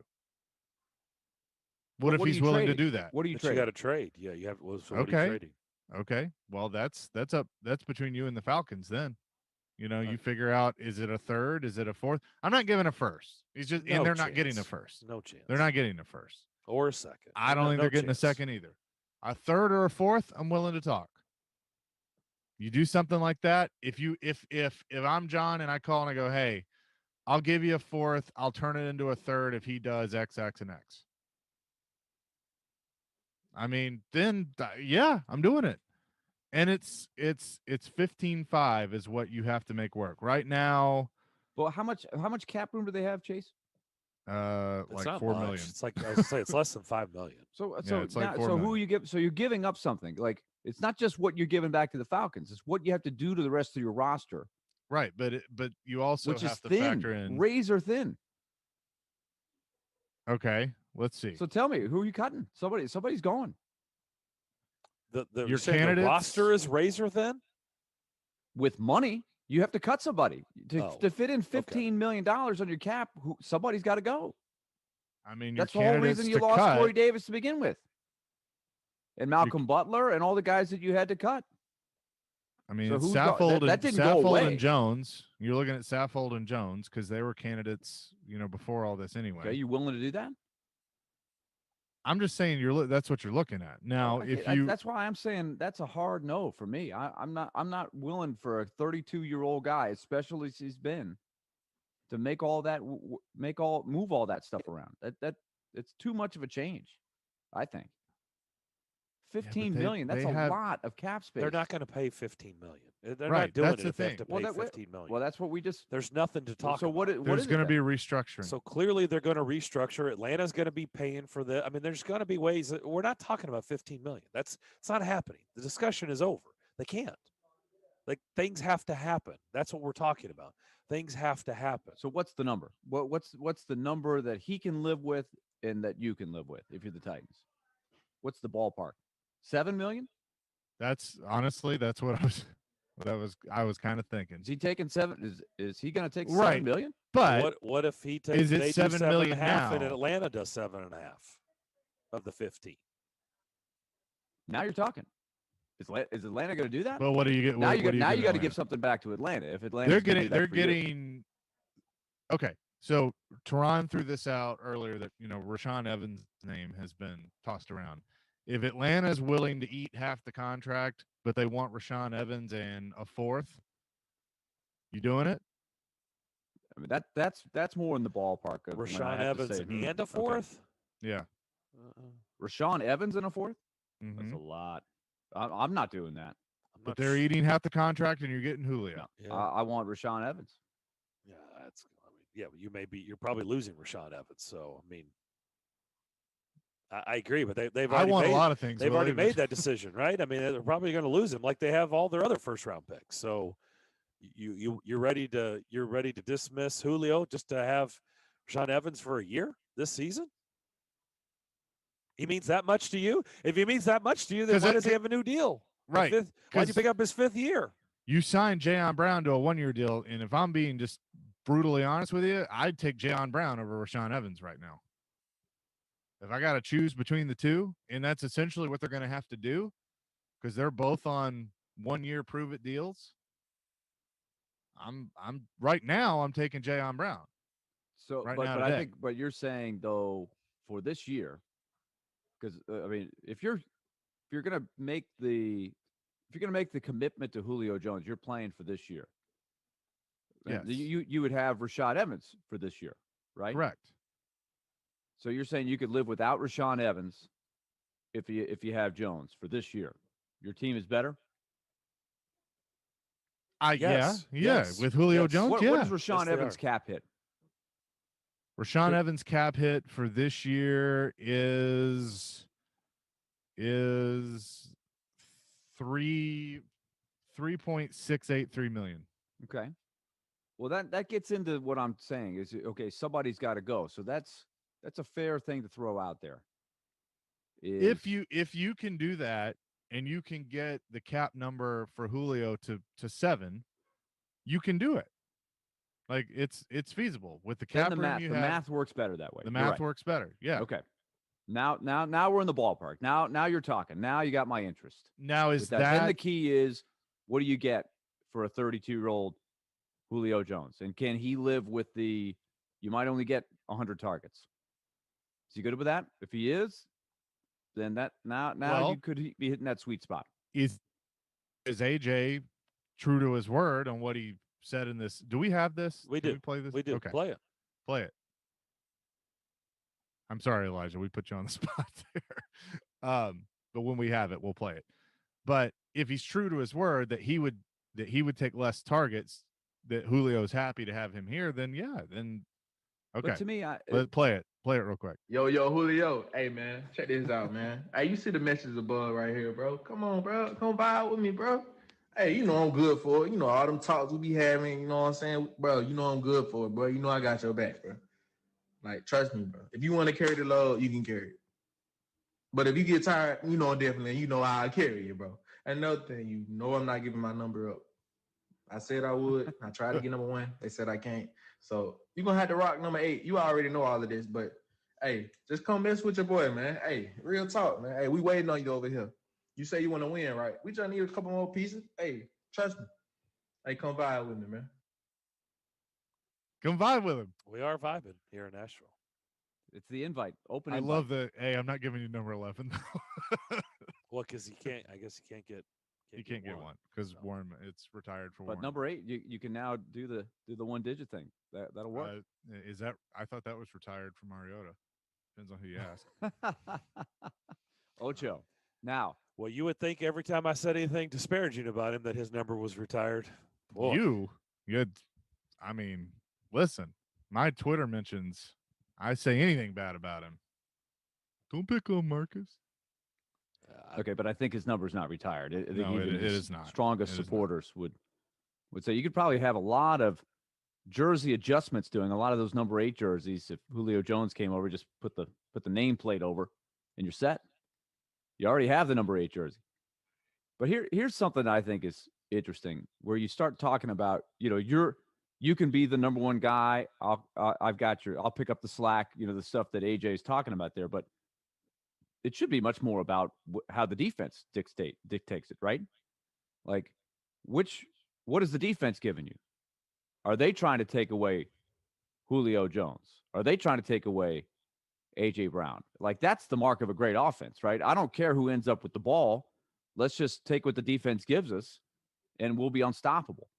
Like in a perfect world, that's what you would hope for, right? Is that Julio Jones balances the field, maybe even for a year or two would be an upgrade over Corey Davis. That's what you have to be hoping for, right? That based on his track record, like 2 or 3 years ago, you'd say he's, a massive upgrade from Corey Davis. But at this stage of his career, at least somewhat of an upgrade.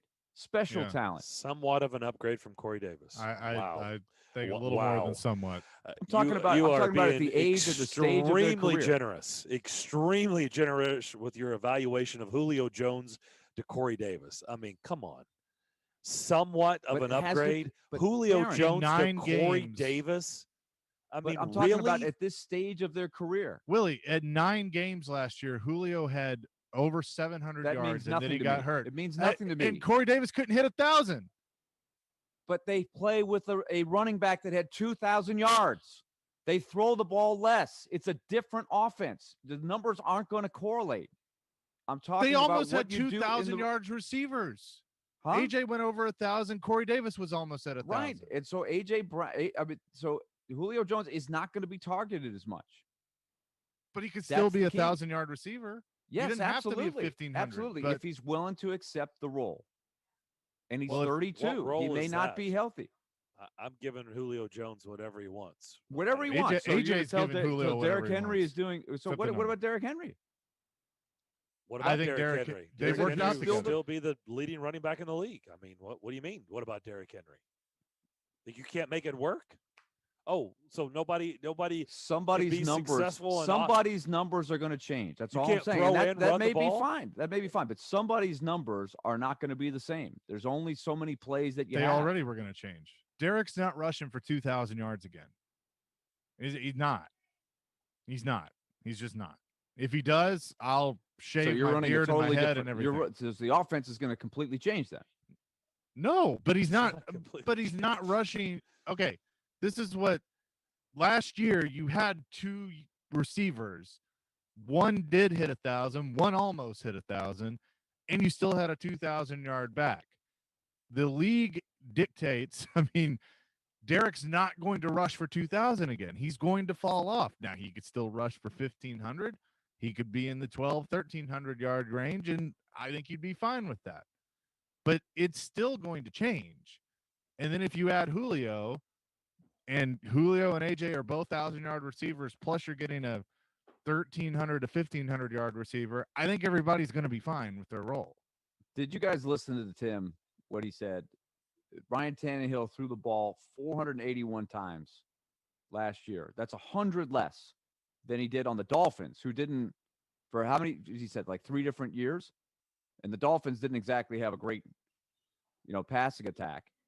There's just less passes being thrown. All I'm saying is you got to make an adjustment if you want to continue to be a running team first. Are you saying he's going to throw it 100 more times? Yeah, with an elite yes. Hall of Fame receiver. Yes, I am. Okay, because Corey Davis is not any of that. So And here's something I'm else. saying they will. And by the way, he's got no tight ends to throw to. So yes. Oh, and another So- by so the that- way, so they that's have it, but 17 now games. now we're talking about a There's an different extra game. There's an extra game too. Okay, well, obviously that has to be factored in, but I'm talking about percentage, how you balance the offense, passing to running. So you're saying that they are going to have to make a philosophical change, and they may be doing this because the workload for Derrick Henry was really high. We know about the 370 carry theory that's out there that you can't keep doing it. So maybe that's the design is throw it 100 more times.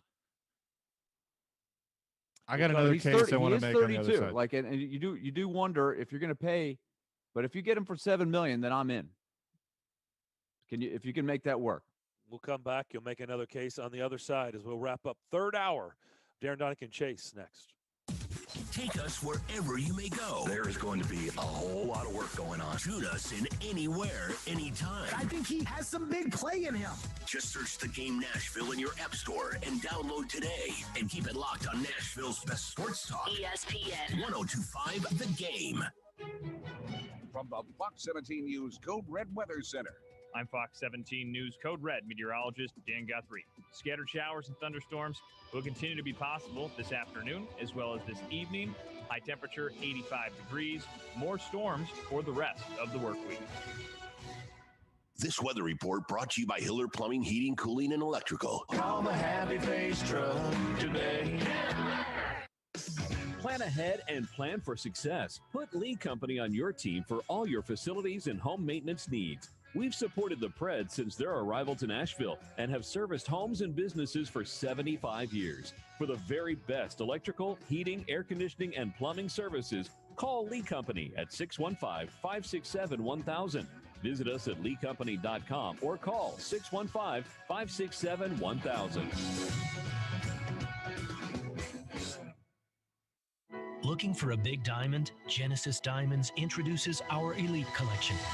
These are large, rare diamonds in the top 1% of the world. 3 carat, 4 carat, 5 carat, up to 10 carat precious diamonds for the most discriminating buyers who appreciate quality. Genesis owners travel worldwide, tapping a vast network of diamond cutters, carefully hand-selecting each of these remarkable diamonds. We invite you to view this premium collection of GIA-certified diamonds, rounds, cushion cuts, emerald cuts, even fancy colored diamonds in size and quality never before seen here. And to showcase these exquisite stones, only Genesis has the finest handcrafted rings from all the world-class designers. If this is the year you're upgrading her original diamond, or you just want to go big for the first time, no need to travel to New York or Los Angeles or Antwerp. Genesis Diamonds' elite collection of large, precious diamonds is here in Nashville. Genesis Diamonds, voted year after year best jewelry store and best place to buy an engagement ring. Green Hills and Cool Springs.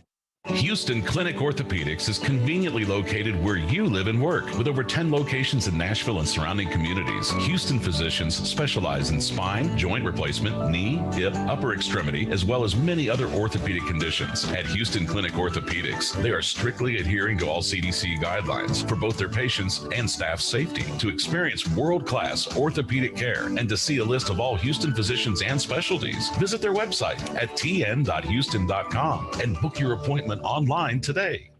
Zines First is the official sign company for 1025 The Game. Go to sfnash.com. For the love of the climb,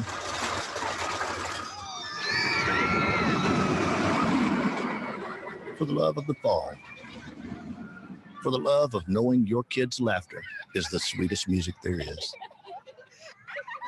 for the love of Tennessee, travel safe. Brought to you by the Tennessee Department of Tourist Development, the Tennessee Association of Broadcasters, and this station. Robbie Stanley. The two teams that we've wanted to see play and clash for a long time. Joe Rexroad. I think there's a good chance that we have a really, really good game. Get your morning started with Robbie and Rexroad every weekday from 6 to 10 on Nashville's best sports talk. ESPN 1025 The Game and the Game Nashville app. If you've missed any of today's show, just search Darren, Daunic, and Chase on Apple, Spotify, or on your favorite podcast platform.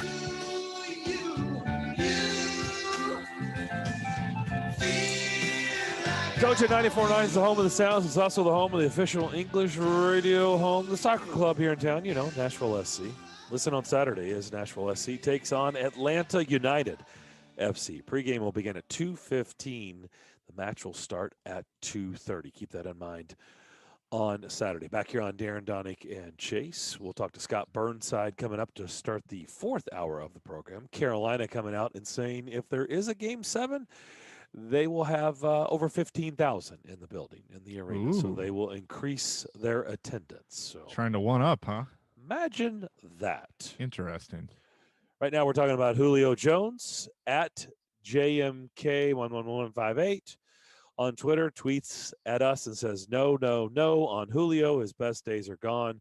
32 and overpaid. This Titans fan is a hard pass on him. Well, that's why the price tag is everything. Like, to me, if you had a price tag in the neighborhood you guys are talking, then I think it's a worthy gamble. But anything close to the 15 million, then you're really getting into some high risk, and you got to move other players out. But I like the theory that you guys came up with. If you can get it down to closer to 7 million, maybe even if it costs you a guy in Rashad Evans that you won't have past next year anyway, it's a risk, but there might be quite a bit of reward if he can still play anywhere near the way he's played. It's a risk for sure, but where the Titans are right now, you kind of have to take those risks. Did I miss something? Is there not anything that you do a risk? I mean, what do you mean? Everything you do, Everything's a risk. is a risk. Is there see a their first round surefire? pick this year? Is there anything that's surefire in this business? Did I miss something? I mean, Jadeveon Clowney wasn't a risk last offseason that everybody was drooling over. Risk. Caleb Farley. He spent almost his entire career on the shelf, in and out of games and weeks and missing half seasons I mean, everything's a risk. Sure. I think the real term is minimizing risk, right? How do you minimize the risk? The less don't do anything ever. Yeah, you play scared all the time. The less you have to pay. That means you're minimizing the risk because you're not taking up as much of a percentage of your salary cap by bringing in the player. Did Tampa Bay minimize the risk last year? Now, granted, Brady's not out to make the largest contract anymore. Well, he made $25 million last year. But $25 million is pretty good. I just think with their whole roster, they took a lot of risks, and they hit big. They hit as big as you can hit. But they took it and they got rewarded for it. No question. But when they were 7-5, there were a lot of articles being written that this is going to be a bust and they'll have a new coach next year. I get it. It was doomsayer. That's why they played at the time. That's why they play 16 games at the time. Question. Now they play 17. No question. You got to let it play out. I mean, that's Jadeveon Clowney was a risk, and it didn't work. And they came. But I applaud them for taking it. I said take it, and they took it, and it didn't work. So I think you do it with this. Now, the case I was going to make is for Julio. If you believe Chris Sims and it's truly for him, Patriots or Titans, to me, it's an easy decision. Would you not rather play and have Tannehill throwing to you and have A.J. Brown around you, Derrick Henry behind you? Would you not rather play in that scenario than play with a shell of a Cam Newton or a rookie? Well, I mean, there's a reason that's being put out there. Clearly, there's something he wants. I mean, if Chris Sims is talking to someone in the camp that knows a little bit about the situation, then there's a reason why the Patriots are on that list. Yes, it's easy for us to say here, but we don't know what the circumstance. Maybe he wants to play for Bill Belichick. I don't know. Yeah, but Josh McDaniels. I don't know, but there's a reason why the list of two was the Titans and the Patriots, coming from someone who claims to know something about the situation, which is Julio Jones's camp. Sure. Let's take him at his word that he wants to win. If it's like my definition of I just want to win, that means I really don't care how much money I make. And at the end of the day, I'm not as worried about getting the ball thrown to me as often as I've had it thrown to me. I'm willing to take a little different role. If those two things are in there, then I think it could absolutely work for the Titans. But if he still wants to make something in the neighborhood that he's been making, and he still wants to play the role he's been making, then I don't see a fit for the Titans. Well, I don't see a fit in New England. I don't know how if they have I the don't. room. There's nothing. New England has more money, don't you think? Do they? Yeah, but they spent a ton. They spent more money than anybody, and it wasn't even close. I mean, okay, I'm making that assumption. I just know how razor thin the Titans' budget was because they had to let a lot of guys go. But there's nothing he has said that screams, "Hey, this is about money." Nothing. Like, you don't make those comments if this is just strictly about money, right? I mean, he's not saying that. I mean, he's saying that he wants to go to win. He's tired of losing in Atlanta. That's very clear. He's tired of losing.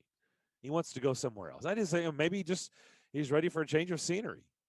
Patriots could do it. The top 51 players on their roster. So if you cut everybody, cut all the camp rosters in the top 51, they have $15 million in cap room. See, that's what I was getting at. But I mean, this is not about everything's a risk. I mean, Bud Dupree is a risk. Their first round pick again is a risk. Jeffrey Simmons, when they drafted him, was a risk. I mean, basically life or anything in that job, in that profession, is a risk. There is no such thing as a surefire home run. So risk to me, who cares about risk? Everything is a risk. Julio Jones, I mean, what are we talking about? My goodness, if you can make it work, you do it. They are thin at wide receiver. I mean, really? You'd rather trot out Josh Reynolds and A.J. Brown as opposed to A.J. Brown, Julio Jones, and Josh Reynolds? I mean, what are we talking about? This is a guy who's is already a Hall of Famer. Already. What are we talking about? If you can make it work, you do it. But Darren, we all agree if you can make it work. But I don't feel like we all agree. No, I don't know. But I want you haven't really got specific. I just read a tweet that said a Titans fan said, "No, I'm out." So we don't all agree. But the if you can make it work can mean a lot of things. I want to hear your specific. What are you willing to give up? So you're okay with the Rashaan Evans and like a third or a conditional fourth or something like that? I mean, I've already said. If you can get the cap room down to 7, that's what you're looking at? I don't think Atlanta's getting a first day or second day draft pick. I just don't think so. Everybody knows the circumstances. Right, but if you get Rashaan Evans, that's a huge return for them and save a lot of money. Well, it's a huge return for a year. I mean, there's no guarantees if they aid with getting the cap fixed. And right? Here's the other thing. This is why if you're Atlanta, you would consider Rashaan Evans. Who do you have his best year with as DC? Dane Pease. Who's the DC in Atlanta? I've already said the answer. Yes, you have. So if you're Atlanta and you're trying to make that deal, you're certainly looking at that. But and if they get a second, to your point, Darren, if they were to get a second day draft pick, it's conditional. That there have to be certain things that happen for them to get that. Like I think this pick, if it would be a conditional third. Well, guys, Atlanta is in a bind. Atlanta is in the bind because they can't live with that cap figure the way it is right now. They're in big trouble. And he doesn't want to be there. So yeah, there's no doubt. I'm just saying, let's try to keep this real here. There's a lot of holes on this Titans roster that right now doesn't feel like they're that close to the Colts. So right now, the Colts feel like the heavy favorite to win the division. The receiving core and the tight ends, there could be a massive upgrade in that department. And if you've got the ability to get one of those guys, whether it's Zach Ertz or Julio Jones, to me, it's like, look, there is nothing to talk about. Like, they desperately need to do that because they need an upgrade at one of those positions, really at both, but I don't think you can pull it off. But I don't think there's anything to discuss. I mean, they're not that close. With what they have intact, I don't think they're that close right now to the Colts. I just don't. Even though I'm not a believer in Carson Wentz. I need to see it. I need to see it that he's. You don't think they're close? I'm going to go play Madden. I'm saying the Colts. How to do this. The Colts are to me, they are the favorite to win the division. I agree with you, but I think it's close. Okay. But yeah, because of the Wentz factor. You want to give yourself, you want to really, really change all that? Go get Julio Jones or Zach Ertz, and that changes that, in my opinion. Okay. I had somebody ask me if I thought the AFC South would be like last year's NFC East. I don't think it'll be that bad. But, the Wentz stuff scares people with the Colts and then the holes that you mentioned with the Titans. Yeah, we'll come back. Scott Burnside to start the final hour. That's next. This is Victor Arvidsson, and this is Smashville. Speeding in right wing side. The shot, he scores! Victor Arvidsson on the power play. You're listening to the flagship of Nashville Predators Radio Network, ESPN 1025 The Game. ElectronicExpress.com. We make it happen. Nashville's home for Major League Baseball is 102.5 The Game and ESPN 94.9. Tune in for the biggest games every week. The place to bet MLB is the all-new Twin Spires, now live in Tennessee. Download the Twin Spires app today. Hey, Smashville, it's Robbie Stanley, and I want to tell you about my friends at Spring Hill Heating and Cooling. They're locally owned and operated, and right now they're running a great tune-up special for one system for only $55. You heard that right? A great tune-up special for only $55. One of the many ways to save at Spring Hill Heating and Cooling. And right now you can get 6 months, no interest financing available on repairs. Spring Hill Heating and Cooling offering premium service without the premium price. Do yourself a favor and check them out at springhillac.com, your proud partner of Smashville Live. Mark Howard here to tell you about my friends at Apple Collision Centers. We all know being in a collision is not fun. Neither is all the stress that comes with it. And that's where Apple Collision comes in. Let them take care of everything for you. That's insurance, repair, and your rental details. They've got 3 convenient locations in Old Hickory, Hendersonville, and Gallatin. Their managers, Tommy Rippey, Daniel Neville, and Chris Brooks and Marty Denson, combined for over 75 years experience. So stop in today and tell them Mark sent you. Online at applecollisioncenters.com. At the Tennessee Men's Clinic, we talk to men about sexual health issues all the time. And the one thing we hear often is how erectile dysfunction often makes bedroom performance both a disappointing and intimidating experience for a man and his partner. If you're over 50, what I just described could very well be happening to you. ED is a performance destroyer. It ruins your confidence and makes what should be a wonderful time of intimacy both stressful and unfulfilling. If this is a problem in your life, the Tennessee Men's Clinic can likely change your situation dramatically. And I say this with confidence because the Tennessee Men's Clinic has helped thousands of men with treatments that have success rates as high as 90%. In fact, many patients are performing like they haven't in years. So make an appointment today. For just $99, you'll get a consult, blood work, and if medically advised, a test dose. And if that test dose doesn't work in the office, your visit is free. Call today, 615-208-9090, or go to TennesseeMen'sClinic.com. Contact your doctor if an erection lasts more than 4 hours. Visit our website to learn more, including side effects, treatments, extra, results vary. This is Carl Sholin, St. Andrew Sewanee School Head of School, where we are currently accepting enrollment for our summer overnight camp. This is a great opportunity for children in grades 5 through 12 to get back to the fun of being kids. Learn more at sasweb.org.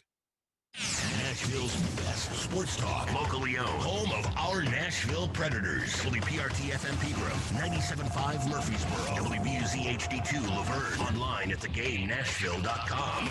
We are ESPN 102.5 The Game.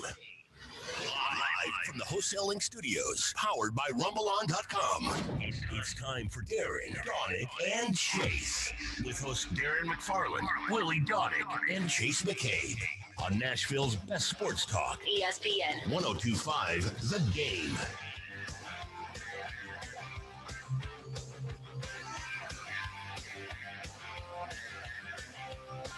Final hour, Darren, Daunic, and Chase here on ESPN 102.5 The Game. Hope everybody's had a great day to this point. Darren McFarland, Willie Daunic, and Chase McCabe with you. We say hello to Scott Burnside from The Athletic. He covers the NHL for them. And last week, what was it, Friday night, Chase and I walked into the media room upstairs, and we're like, there was just one person in there. And we're like, Scott Burnside. Scott, what are you doing? What are you doing here? And we went up there to hydrate, get a drink, and see if there was any leftover pizza.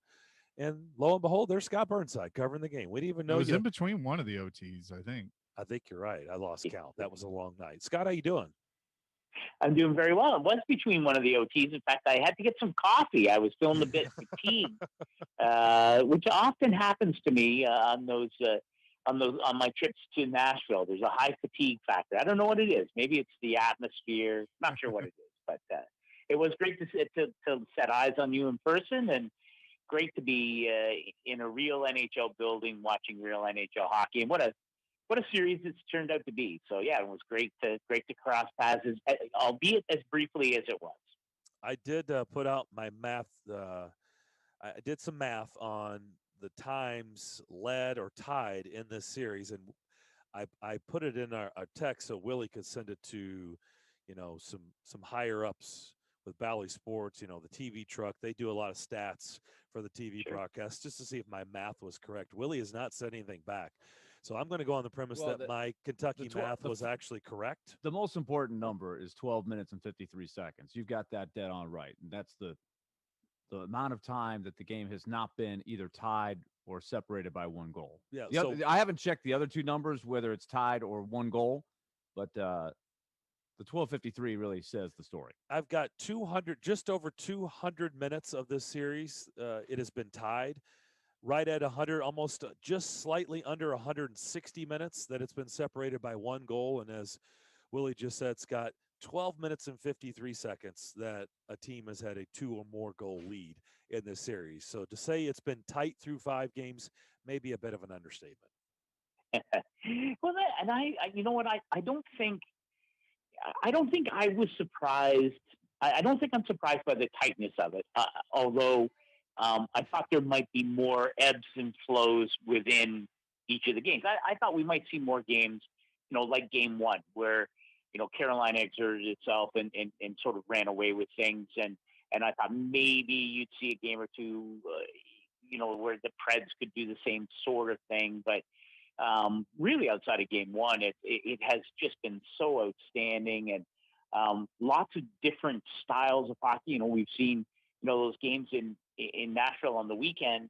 I don't know if wide open's the right word, but a lot of chances in the goaltending at both ends in those games was incredible.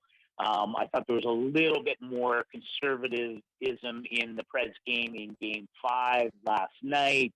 Sort of more of that, really trying to slow things down, and especially with the Preds having, a 1-0 lead and then a 2-1 lead. I understand that part of it. So that last night was a bit of a different pace in terms of the game, and I think shot totals for most of into the third period reflected that, with the Canes having better of the chances, but with the Preds holding the lead until the Canes tied it in the third. But lots of different hockey and a ton of emotion and lots of toughness. I just think it's been outstanding, and I'm fascinated now to see how the Predators respond. I mean, that's a gut punching Game 5, but they've had a few gut punches this season. They certainly have. So there's been a lot of discussion on this show and in this market about the officiating. There's been a lot of discussion in Carolina, especially around their head coach with the officiating in this series.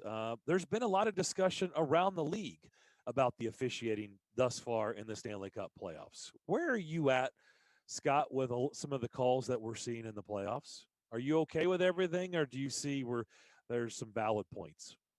Yeah, it's funny.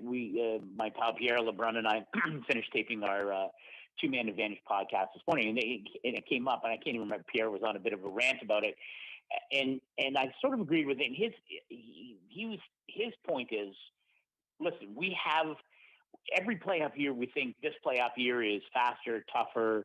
The refereeing's worse. And every year we say the same thing. Are we going to have the same conversation next year when the Preds are playing Dallas in the first round? We might.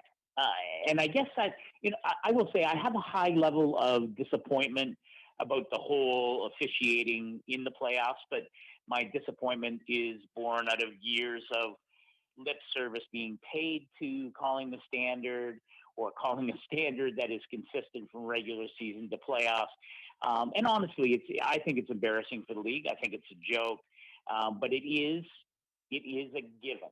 And I've seen a lot of stuff that I know, certainly after the Jets swept Edmonton the other night, and a lot of sort of the analytics people looking at how Connor McDavid could go 4 games playing as many minutes as he did, and at the speed he plays at, without drawing one single penalty. And it's laughable, and it's unfortunate, because to me, it just should just call the standard, right? Call the rules that are in the book.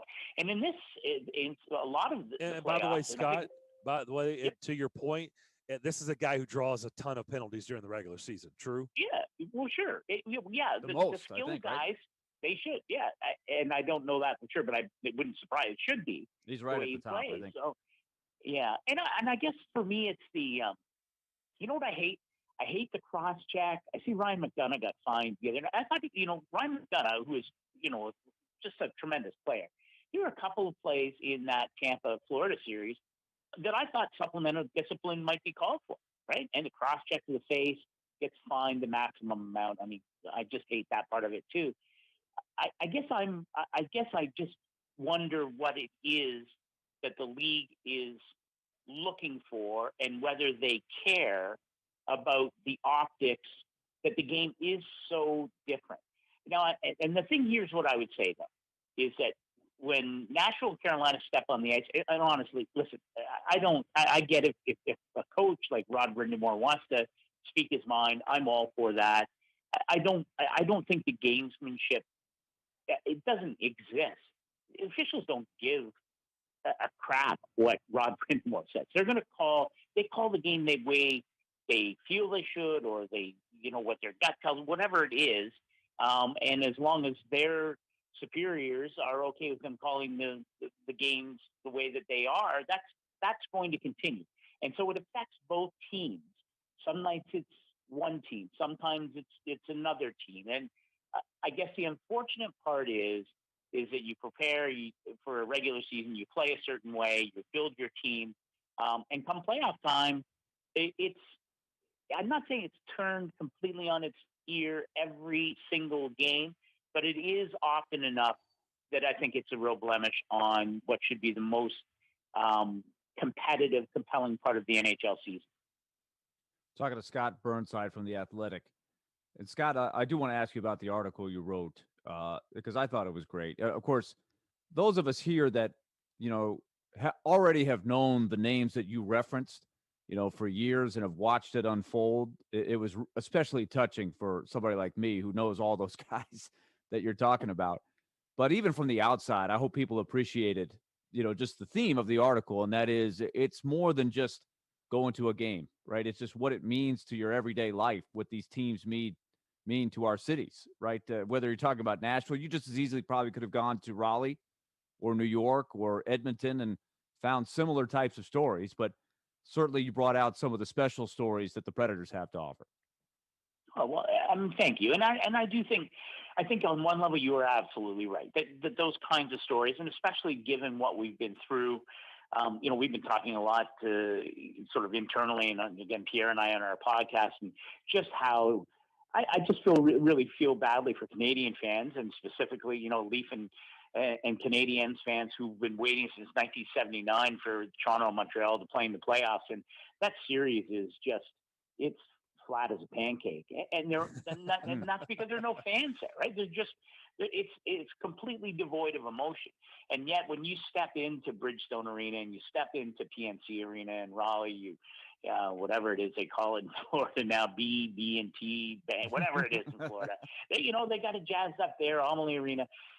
I guess my point is, yes, for fans who've waited a long time to come back and experience playoff hockey and to really, sort of reconnect with their teams after a long absence, I think it's important to take time and reflect on that. But I do think there is something special about Nashville, and I think it's special on a number of levels. And part of it is the history of the team and the lean years, the threat of the team moving, and Jim Balsillie trying to buy the team, and all those kinds of things. And then local ownership, really, it's a cliche, to say it's a community. In some ways, it's a community-owned team, or the community, has an ownership stake in it. But I think Nashville is different than almost every other team in the NHL in that respect. And I think further, given the importance of the entertainment industry and its critical element in the local economy, all those things, and how badly that was hurt during the pandemic. And then for it all to sort of coalesce and come together with the return of the playoffs, a team that, looked like they were going to be, outside the playoff bubble looking in 2 months ago. I thought, and plus, who doesn't want to go to Nashville for 2 or 3 days? So I thought there was a compelling reason to go and try and tell that story. And I can tell you, it was fun for me to do. And because, as you know, most of my stories do involve me, I was so glad to get that opportunity. And I was really pleased to talk to the people that I did, because I think there's, you scratch the surface, beneath the surface, and it's an organization made up of human beings. The fans are human beings, and the relationship doesn't work if those two sides don't come together. And I think it comes together in Nashville in a way that is probably unique across the NHL and maybe across the sporting world. Well, it's special. There's no question about it. And you brought that out really well. And I know Sean Henry and you had a conversation. He used the term family reunion, and that hit for me because like you were saying, Scott, like you haven't had a chance to come in on that daily routine kind of basis. And there's some of these fans that have literally been there since literally day one, from the very first season. And they, they pop on by the broadcast booth. They say hi. It's part of their routine at a game. They've made friends over the years, and we're talking about a generation now, right? They just by the people that they sit with at all these different games, and they haven't had to do that. So if you ever had any thought of taking for granted, what it is, what it means to somebody's lifestyle, right? Beyond just you're rooting for a team. There's so many layers to it.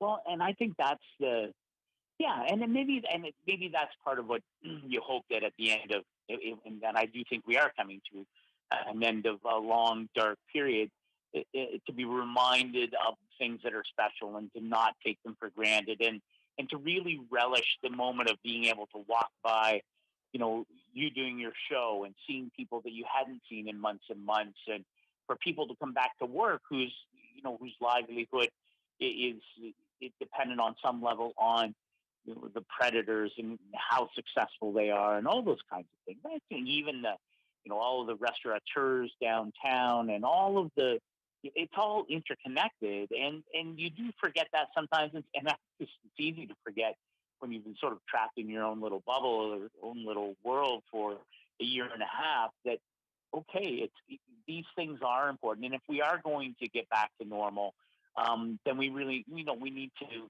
recognize and celebrate these relationships, and oh my God, like how much fun is it just to stand outside Bridgestone on a Friday afternoon and just watch it all? Like it's there isn't another place like it, I don't think. And so it was fun to be there, and it was fun to to be able to share some of the thoughts and stories of the people who are involved in that. We're talking to Scott Burnside of The Athletic. Always enjoy our conversations with him. And the news coming out, as we knew a few weeks ago that NBC would be giving up their television rights, ESPN and Turner both taking over. And then the news coming out yesterday that the great one, Wayne Gretzky, is going to join TNT as a studio analyst for premier regular season events and also throughout the Stanley Cup playoffs. The release also saying that Kenny Albert and Eddie Olczyk will join Turner Sports. But I'm curious about the great one, Wayne Gretzky, joining, Scott. And I know you and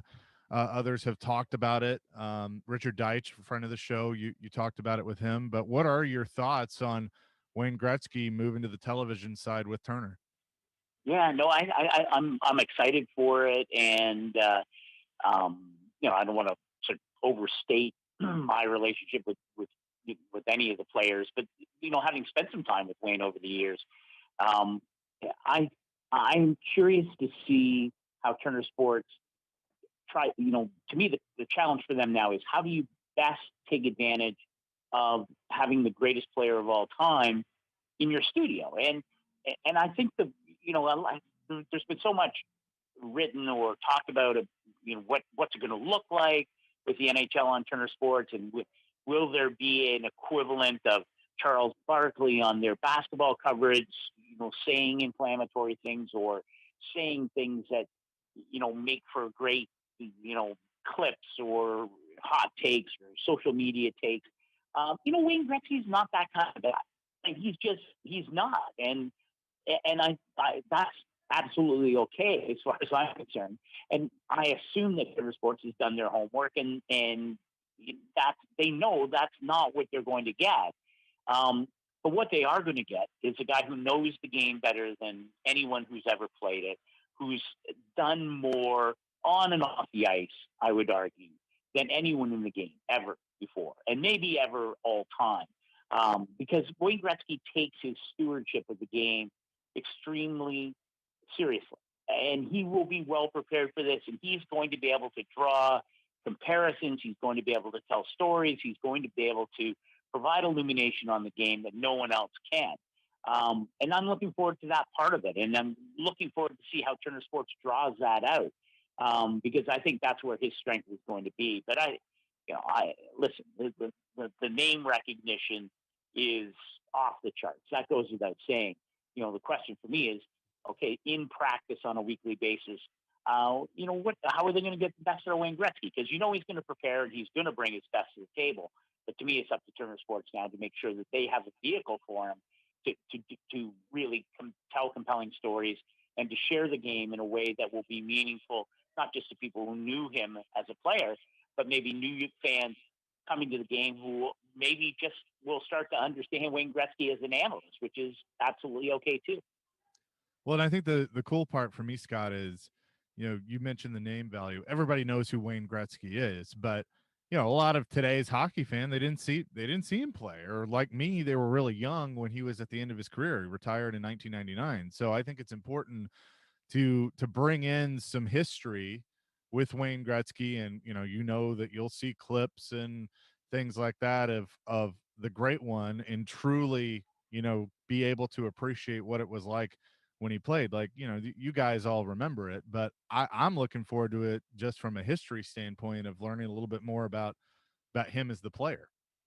Yeah, well, and I think part of he was on our podcast a few months ago, and one of the things that we were talking about is his take on Alex Ovechkin, and whether Ovechkin could at some point surpass his all-time goals total, something that no one ever believed would happen. And Wayne tells a great story about passing Gordie Howe's records for goals and points, and how Gordie was so enthusiastic about it, went on the road when he could, and I believe he was there when he passed the all-time points. But that was really important to Gordie, and Gordie and Wayne had a special relationship, and it had gone, had developed over the years. But I know Wayne feels the exact same way about Alex Ovechkin, and that if Ovi gets close, that Wayne will be there, and he will want to be there when that torch is passed. And I think those are the kinds of things that, to be able to share that, put those kinds of things into perspective. His thoughts on Connor McDavid are without peer, because he understands the market. He, of course, won in Edmonton. He understands what Connor McDavid's trying to do there. He also understands what it is to be a player whose skill level is, is the best in the world, and what that means. How do you integrate that into a team setting? All those kinds of things. So you're right. The history is going to be terrific, but I think he's definitely going to bring a lot of relevancy to the table as well. Well, I know it'll be fun, but we got a lot of hockey to play before TNT and TBS makes their debut. So going to be fun to see how it all shakes out. Scott, good to see you the other day. Good to talk to you again, and maybe we'll see in between if this series continues this way, like the fourth overtime or something like that. Yeah, I would love that, and call anytime. I thought you both looked great the other night, so I felt that was like the icing on the cake to my trip. So I appreciate it. Appreciate it as always, Scott. Scott Burnside of The Athletic joining us here on the show, and you can read his work there. It does a great job. We'll have more coming here on the show, but first it is my time to tell you about BetMGM. You can score a major payday this May. See what they did there with BetMGM. It's the best time to sign up for the king of sportsbooks, because they're giving new customers a shot at an easy $100. So register using the code 1025game100 and win $100 in free bets when you place a $1 moneyline wager on the Grizzlies or the Jazz. And if either team hits a 3, you're a winner, regardless of your bet's outcome. Whether you're raising the stakes on basketball and hockey playoffs or wagering on your favorite baseball team, BetMGM is always ready for action. Enjoy innovative parlay selection builders, daily promotions, boosted odds specials, and much more. Download the app or go to betmgm.com. Use that code 1025game100 to win $100 in free bets when you bet $1 on the Grizzlies or the Jazz and either team hits a 3. New customer offer. Paid in free bets. You must be 21 years or older. Must be in Tennessee. Visit betmgm.com for a full list of terms and conditions. For problem gambling support, call the Tennessee Red Line at 800-889-9789. They score on the rebound, and the Hurricanes take a 3-2 lead. The Preds drop Game 5 in yet another overtime. We battled, we worked hard. I liked our team's effort, and it just didn't go our way. They'll look to stay alive in Game 6 tomorrow night. Your home of Smashville. ESPN 1025 The Game and the Game Nashville app. Hal Gill runs on Dunkin', America's favorite coffee. I grew up in Boston on Dunkin', and so happy that Nashville has my favorite Dunkin' locations all over town. Energize your day with Dunkin's extensive line of specialty coffees and espresso-based beverages. Enjoy Dunkin's iced, flavor-blasted coffee, lattes, cappuccinos, Americanos, and more. Dunkin' has the most delicious donuts, muffins, bagels, and all-day breakfast sandwiches in the business. Hope to see you at the new next-gen Dunkin' in my neck of the woods on Harding Pike in Belmead. Race fans, the iconic Indy 500 is this Sunday, and the Big Machine Vodka Music City Grand Prix, along with 102.5 The Game, invites you to our official Indy 500 watch party at Scoreboard Bar and Grill. Win Music City Grand Prix tickets. Also, check out the Big Machine Vodka Indy Racing Car on display, and enjoy drink specials from your friends at Bud Light Seltzer. It's the Big Machine Vodka Music City Grand Prix Indy 500 watch party this Sunday morning beginning at 11 at Scoreboard Bar and Grill. It's time for the annual Memorial Day sale at Social Furniture, your local one-stop all-furniture store in West Nashville. The Social Furniture Memorial Day sale with 25,000 square feet packed of furniture. Social Furniture offers same-day delivery and free curbside pickups. Visit Social Furniture in West Nashville, 5412 Charlotte Avenue. The huge Memorial Day sale. Forget the big box store. Support local. Support social. MySocialFurniture.com.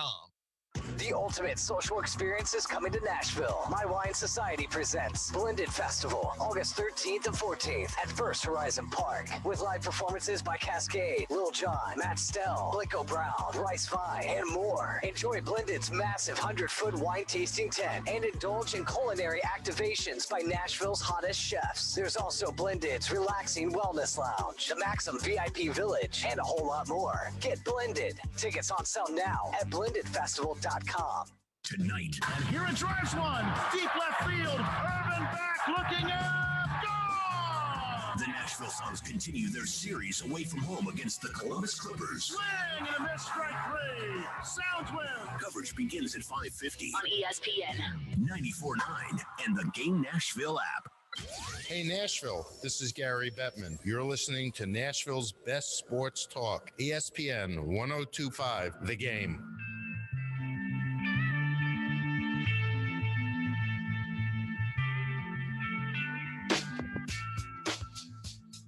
I'll tell you what we'll do before we get out of here today.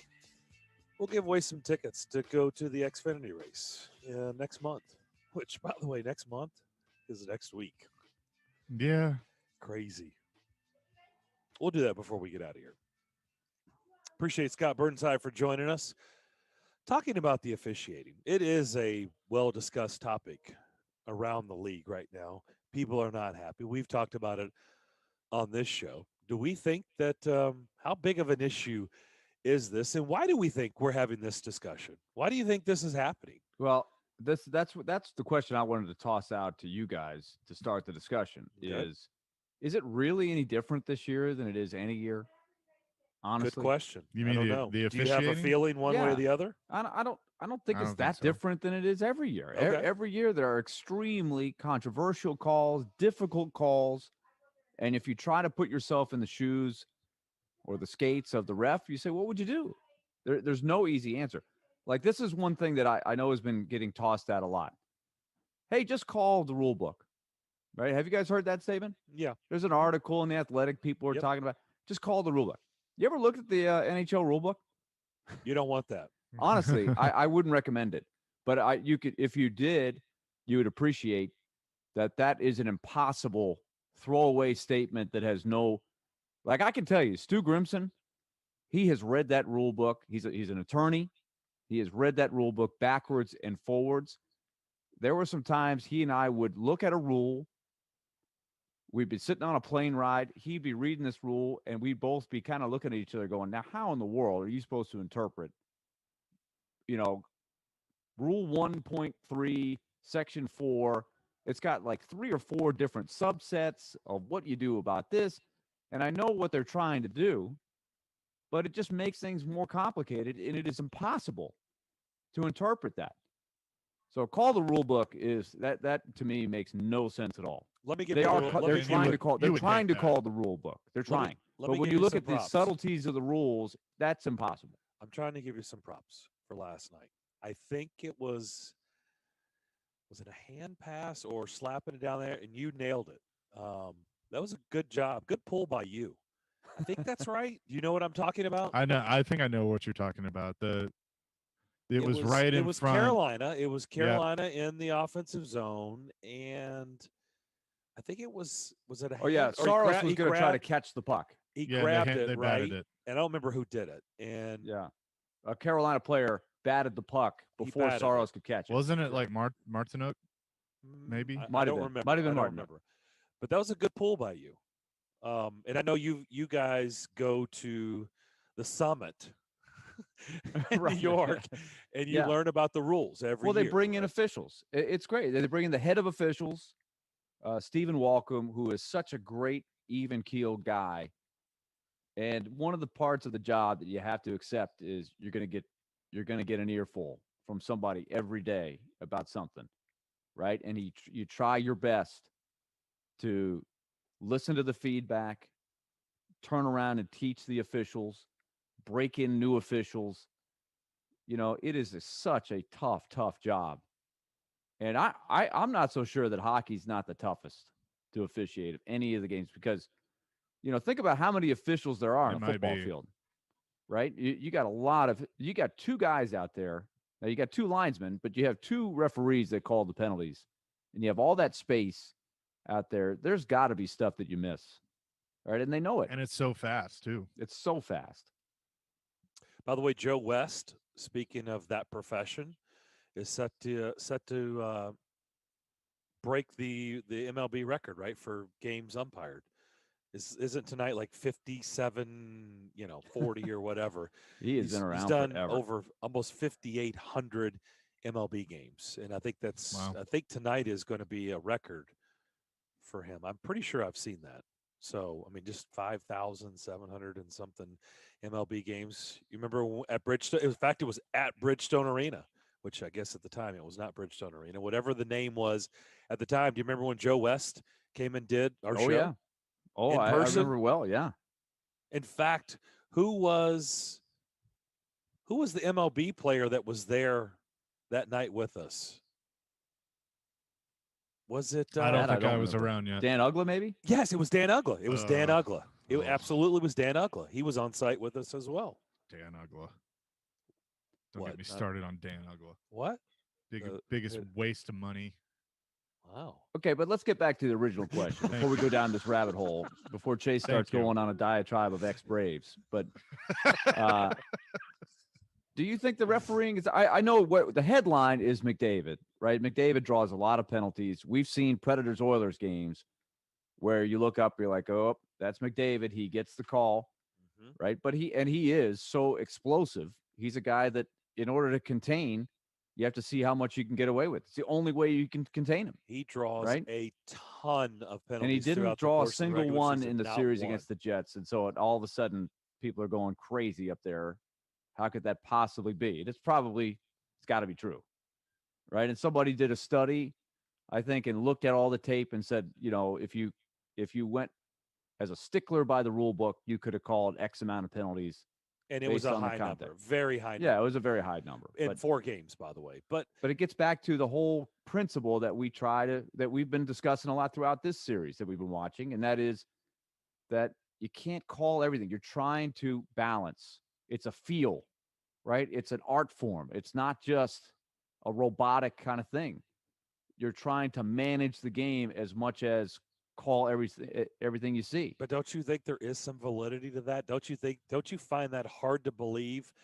Well, that zero the guy, is the ridiculous. superstar in the league that draws That's hard to believe. many penalties Very as hard anybody to believe. else. And in I the didn't league, watch that series, but that's didn't really get hard for me one to believe. penalty That's unbelievable. like that.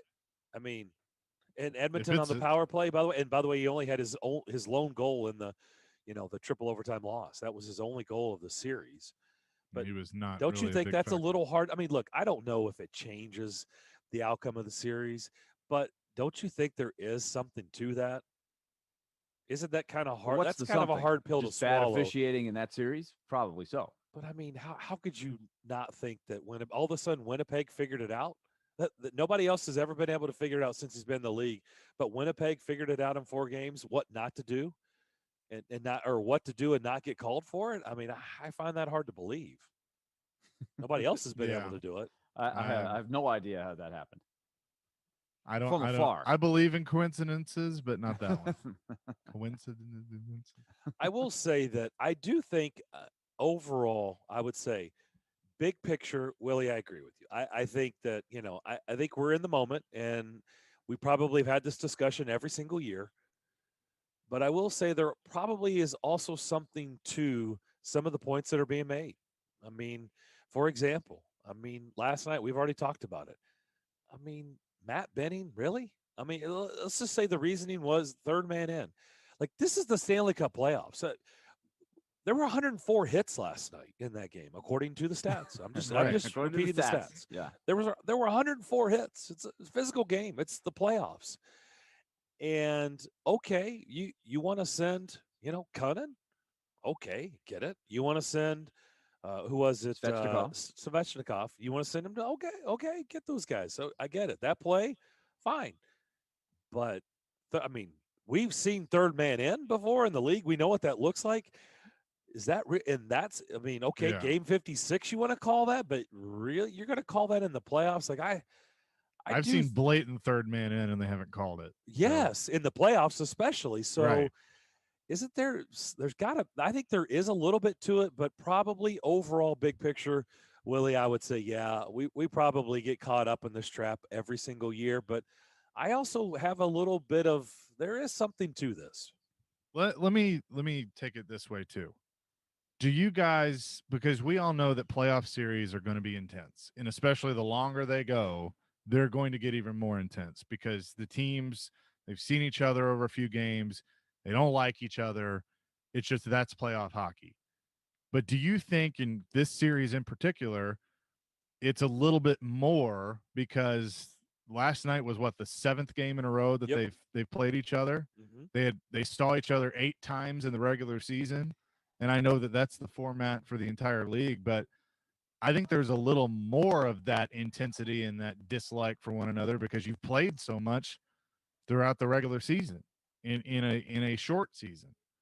So are the refs trying to overcompensate, knowing that, hey, these guys are already coming in, ticked off at each other, not liking each other. We need to call this a little tighter than maybe we would usually, because they're trying to overcompensate for the intensity that's going to come because they've seen each other so many times. But isn't it always intense? I think that was the It's part we were always just talking intense. about. Isn't it always intense in the Stanley Cup playoffs? It is, but you have to admit that, is there a little bit more because they've seen each other more? 7 times, 7 straight games these two teams have played.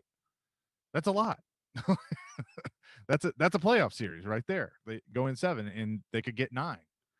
So I kind of wonder if there's some of that. But let me throw another thing out there that I've thought about, that we've talked about before, that I wonder if it would change it or not change it. And that is if you had the same 2 officials for every game in a series. So they've watched everything that's gone on. They've managed it back and forth. Would you rather have that, or would you rather, like, the next game, you don't know who it's going to be until boom, here's the day of the game. Here are your guys. I'd right? probably be like okay Wes with McCall. it. I feel like if you're a coach on the road, if you're John Hines last night, and Wes McCauley is one of the referees, I think you feel pretty good going in. You're going to get a fair shake. And I think at the end of the night, there were some very difficult calls to interpret. Some went your way, some didn't. But at the end of the night, did you feel like you got a fair shake? I think you did. Well, because if you have the same officials too, you could have a situation where let's say there's a hook at the end of game 1 that isn't called, and you're Wes McCauley, you skate up to whoever and you go, hey, just so you know, you got away with one last night. You're not doing that tonight. I'm just warning you right now. Right. So if you had been officiating the whole time, you have an easier time doing that. Right. And you kind of know how the series is Isn't going. that why they switch them up, though? Isn't that why they switch up crews? Because of that right there? Yeah, but it's what I think what Willie's but at least asking both is teams that the would right have the same move? standard, right? I know what Chase is saying is, okay, I know Wes McCauley's standard. Here's how he's been watching this series, and so I know what I can do and what I can't do. But that's a wild card when you have 2 new guys each night, because the standard starts all over slightly. Mm-hmm. I would at least like if they, because for playoffs they bring the standby. They have the standby. They have a standby official and standby linesman, right? Don't they have 2 guys on standby? I would almost be fine if they just did a rotation throughout the whole series. And so, one night Wes McCauley might be on the ice and one night he's the standby guy, but at least he knows what's going on with the series and he's there every night for every game. I'm kind of with Willie. I'd be cool with that. if they did it that way. I'd rather see. Doesn't Major League Baseball, you do the whole series, right? Yes. And they like you may have a different guy behind the plate, every night. How does it but work it's in the other same leagues? crew. Do we know, Elijah? Do you know if the NBA if a crew stays with the entire series, or do they change it up? Any idea? I know in the NBA Finals they do. They stay with they stick with the same crew for the entire NBA Finals. So, but you don't know about the other series? I can't say for sure. I kind of feel like it's probably a better move just for them to crews to stay with a series until it's completed. Yeah. I think it would help things. Me personally, I know why they don't, but I don't know if that necessarily helps it. I think if you can establish a relationship with the captains, with the guys with the letters on their jerseys, and with the coaches, they know how you operate. You know how they operate. I think that helps business. I agree. That's me personally. I think you'll know what you can get away with. You know what you can and can't do. Now, if you get sideways and that relationship is pretty soured, then it's probably not going to go the way you like it. But that's kind of on you. How did it get so soured? I mean, obviously you've done something for it to get really, really sideways. I think just overall, you've got a better opportunity because you're seeing it. I mean, those crews would know. I mean, it wouldn't take long for them to know basically inside and out how everybody's operating, right? It also, how could that be a bad thing? The coaches would probably say, well, okay, I'll take it, but tell me who the officials are, right? If it's Wes McCauley for a whole series and his partner, then okay, I like that. If it's two very inexperienced guys, which it has been once or twice along the line, then you're like, oh boy, do I really want that for the whole series? Like one thing about Wes McCauley that people like, and I'm going not by my own observation, but when they do the polls, when they poll coaches and players, he always shows up high on the list. And one of the things that they like about him is he will communicate. He's probably a communicator. Yep. He's a communicator. Honestly, like you most saw it last good night. He refs went are. over to both benches. He had long discussions, and those coaches were hot at the time. But he listened. He fired back. Like there was the one time it looked like they were drawing up plays in the sand. Right, John Hines was pointing on the railing. He said, "Well, this guy came over here, and then this guy came over." And Wes McCauley's pointing back and go, "No, this is how it happened." But there at least was some communication. I would say typically the best ones in the business, no matter what the sport, are the ones that communicate. Yeah, I agree. That's my opinion. I think some of those guys, you can tell they struggle. Even to get on the mic and say, "I got number 22, 2 minutes red for hooking." They struggle even to do that. So I know they struggle going over and talking to players and coaches. The worst thing you can do is just to avoid. To me, I think you make the problem way worse. And for those officials out there that just will not have a discussion, they skate away or, whatever the sport is, they don't want anything to do. And to me, that being in sports, and you want to at least have some type of dialogue. Like, just tell me something. Tell me, okay, why? Just we can have somewhat, civil. Maybe I raise my voice. Maybe you raise your voice. But at least we can get something. If you just ignore me, to me, I feel like that makes matters a lot worse. I agree. So communication to me is without a doubt the best move. I think the best probably in any sport are the ones who do communicate because I think you respect them more than the ones who don't. So would you guys say that of the officials in the NHL right now, is Wes McCauley the one that, communicates the best? He calls a fair game. He's going to let certain things go when he needs to, maybe not let. Is he the most consistent, I guess, would be the best way to describe it? I think he would rank number one. When I've seen the polls, I believe, I'd have to go back and look at it, but I think he's number one. You don't think it's Tim Peel? I know it's not Tim Peel. No. Listen, I think there's I think reason Kelly that... Sutherland is one that ranks pretty high. I think he is respected. He's been around a long time. He communicates. He's articulate. I think he grades out pretty well. Then there's some other guys that maybe aren't as flashy or noticeable, but they do a good job. And then there's, quite honestly, there's some guys that, you look at the name and you're like, that guy hadn't been around very long. Yeah. We'll come back and put a bow on Wednesday's edition of Darren, Daunic, and Chase next. Listen to us talk sports out of our app. That's a heck of an investment. How cool was that story? Single. They're out shooting teams. I think he's a good player. Day. Okay, good talk. Just search The Game Nashville in your app store and download today. And keep it locked on Nashville's best sports talk. ESPN 102.5 The Game. From the Fox 17 News Code Red Weather Center. I'm Fox 17 News Code Red meteorologist Dan Guthrie. Scattered showers and thunderstorms will continue to be possible this afternoon as well as this evening. High temperature 85 degrees. More storms for the rest of the work week. This weather report brought to you by Hiller Plumbing, Heating, Cooling, and Electrical. Call the Happy Face Truck today. Ryan Porth here for TwinSpire Sportsbook. Happy to share that as a listener of the game, you can unlock a risk-free bet up to $1,000 for signing up with TwinSpires. Use promo code FREE1000 and you can bet with the Kentucky Derby of sportsbooks right from your phone. It could be playoff hockey, basketball, golf majors, or more. Just download the TwinSpire Sportsbook app today to get started. Void where prohibited. For terms and conditions, visit TwinSpires.com. Must be 21 or older and physically present in Tennessee. For a gambling problem, call or text the Tennessee Red Line 1-800-889-9789. In case you missed it, mortgage rates have plummeted back to their lowest points of the year. Hey, it's Willie Daunic. Don't miss this fresh new chance to lock in your forever loan with Loan Pronto. Call now and take advantage of Loan Pronto's special zero-cost refi program. You can snag a super low rate with no junk fee and no closing costs. And listen, they don't just roll closing costs into your loan. They cover them for you. Who else does this? If you thought you missed out on the best rates ever, you have another chance. Even if you refinance last month or last year, you can do it again. Loan Pronto's all-digital process is fast and easy. Most loans get closed in 14 days, and most don't even require an appraisal. Call Loan Pronto now and start the process before rates spike again. Do it now, and you can even skip your next 2 house payments. 615-499-5780 or loanpronto.com. If your current mortgage rate starts with a 3, you need to act now. 615-499-5780 or loanpronto.com. Equal housing lender. NMLS 1661781. Subject to lender approval. Not all loans eligible for zero costs. B&B Flooring is the leading flooring company in Middle Tennessee. With more than 30 years of experience, their experts can make your flooring dreams come to life. Whether your needs are commercial or residential, they're a one-stop shop. From carpet, tile, laminate, LVP, hardwood, or engineered hardwood, they have it all. Call them today for a free estimate or stop by their showroom at 128 North Lowry Street in Smyrna. Mention you heard it here on the game for 10% off all materials online at bnbflooringtn.com. All right, is that a Q2 or Q3 expense? Dwayne's CPA went MIA.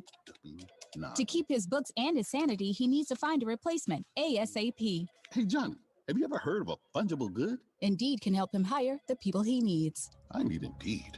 Indeed you do. When you sponsor a job, you immediately get your short list of quality candidates whose resumes on Indeed match your job criteria. Visit Indeed.com/credit and get $75 towards your first sponsored job. Terms and conditions apply. Jared Stillman. I wonder if second round might be where they address the starting tight end position. And company. I think he's someone that gives you that ability to not be so predictable. Tune in Stillman and Company for your drive home. Weekday afternoons from 2 to 6 on Nashville's best sports talk. ESPN 102.5 The Game and the Game Nashville app. Interact with Darren, Daunic, and Chase. Call or text the show at 615-737-1025. Driven by WilsonCountyHyundai.com. Hit the road, Jack.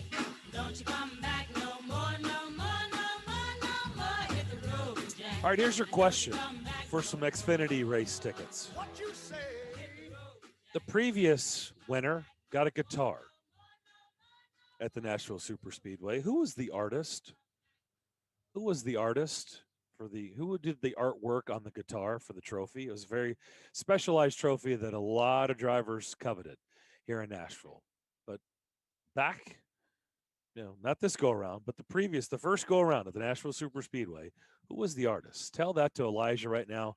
You'll win a pair of tickets to the Tennessee Lottery 250 NASCAR Xfinity race. That'll be at the Nashville Superspeedway on Saturday, June 19th. That number, 615-737-1025. 737-1025. That's our phone line, driven by WilsonCountyHyundai.com. Okay, so I got this tweet during the break at ARob31. Hey, D-Mac, I think the betting call was purely just because they agreed they missed the Cunnin hit on Svechnikov. I think the refs decided it should have been boarding on Cunnin, and so they threw Benning in there. So isn't that? I mean, isn't that a problem? That's a theory. But isn't that a problem if that's the case? If that's the case, that's a problem for me. Well, yeah, a lot right. of people That's have what I'm saying. That's a Some problem. people don't have a problem. But that's with what that. we're talking about, isn't At the that? end, You don't. the end result of the play. Maybe you could argue that justice was done. You could argue. Was that boarding on Cunnin? Yes, I think it was. probably. I'd say that pretty much looked like yes, It was boarding. 40. Yeah. Now, did Svechnikov, act like he was dead for a minute when really he didn't, it was boarding, Well, but I he mean, tried if to you- sell it like he was injured or something like that. Well, he was got shoved laying into down, the and then he gets boards. up and he didn't get the call. He's looking around going, okay, now I got to go back at Cunnin, and he starts a ruckus. And that's what happened. So I don't know. This is, again, why it's tough. But do you make up for a mistake by taking the opportunity to say, you know what, after all that, who deserves to be on the power play? Well, how do you make up? I don't understand. How do you make up for that? When did you decide, hey, I should have called I know. boarding? So it's, but you're not going by the book there. The book doesn't say to do that, but it's more of a feel. Right? And so you're looking at Benning. Yeah, did Benning go over there? Yeah, he kind of went over there, but he didn't do anything. Not really. He just kind of Not for tried the to playoffs. separate. He didn't throw any punch. It's not like he threw a punch from behind or something. He just kind of like, and then, no sooner he gotten over there than everybody was over there. Yeah. So I mean, to me, that's that what didn't was- make sense. Yeah, but that whole situation, I saw that, and that whole situation that's the playoffs. That's just that Right. stuff's gonna happen. Well, if you don't call the first one, then really at the end of the day, that should be 4-on-4, right? It should.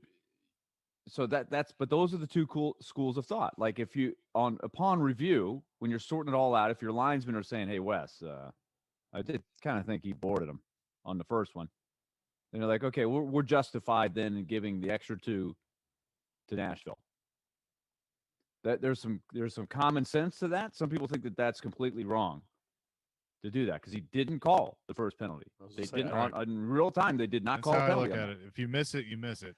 I kind of feel the same. It's like, so how does that make, doesn't that go right into the theme of what we're talking about? I know it's hard. I go back to the same thing. No matter what you do, it's hard. It's very difficult. I know. You're I gonna know miss that calls. until the end of time. 50 years from now, there are going to be 3 guys doing a radio show just like us, talking about the same stuff, and they're going to be talking about Mary Kay calls and all this stuff. Right. Like, here's another one. How about this one? The play in Game 4 where Svechnikov high sticks Tolvanen after Ekholm's stick hit Tolvanen. Right? They call it. They raise the arm. They say it's a 4-minute double minor because there's blood. I've never seen that happen before in a game, where they have a rule where you can look at a 4-minute and just make sure that it's the right guy's stick. And it wasn't. It was Ekholm's stick that cut Tolvanen. But 1 second later, Svechnikov did high stick Tolvanen. But that's not what they're reviewing. They're not reviewing that. They're reviewing the first one. So because they got is that the call, justice? So because they got the call wrong, that's why? Because the initial call was the double minor? Because that's the only thing I can conclude is that they were only reviewing the double minor, which is the one that cut him.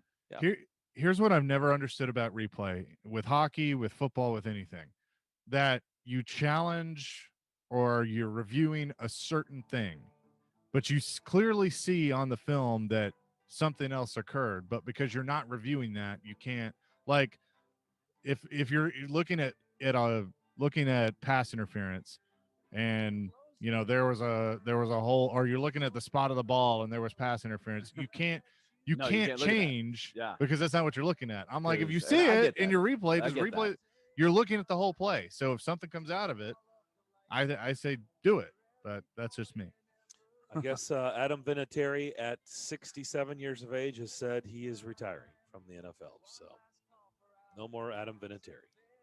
Happy retirement. My guess is he'll be wearing a gold jacket someday. He should be. That will do it for our show today. Have a great rest of your Wednesday. Be safe.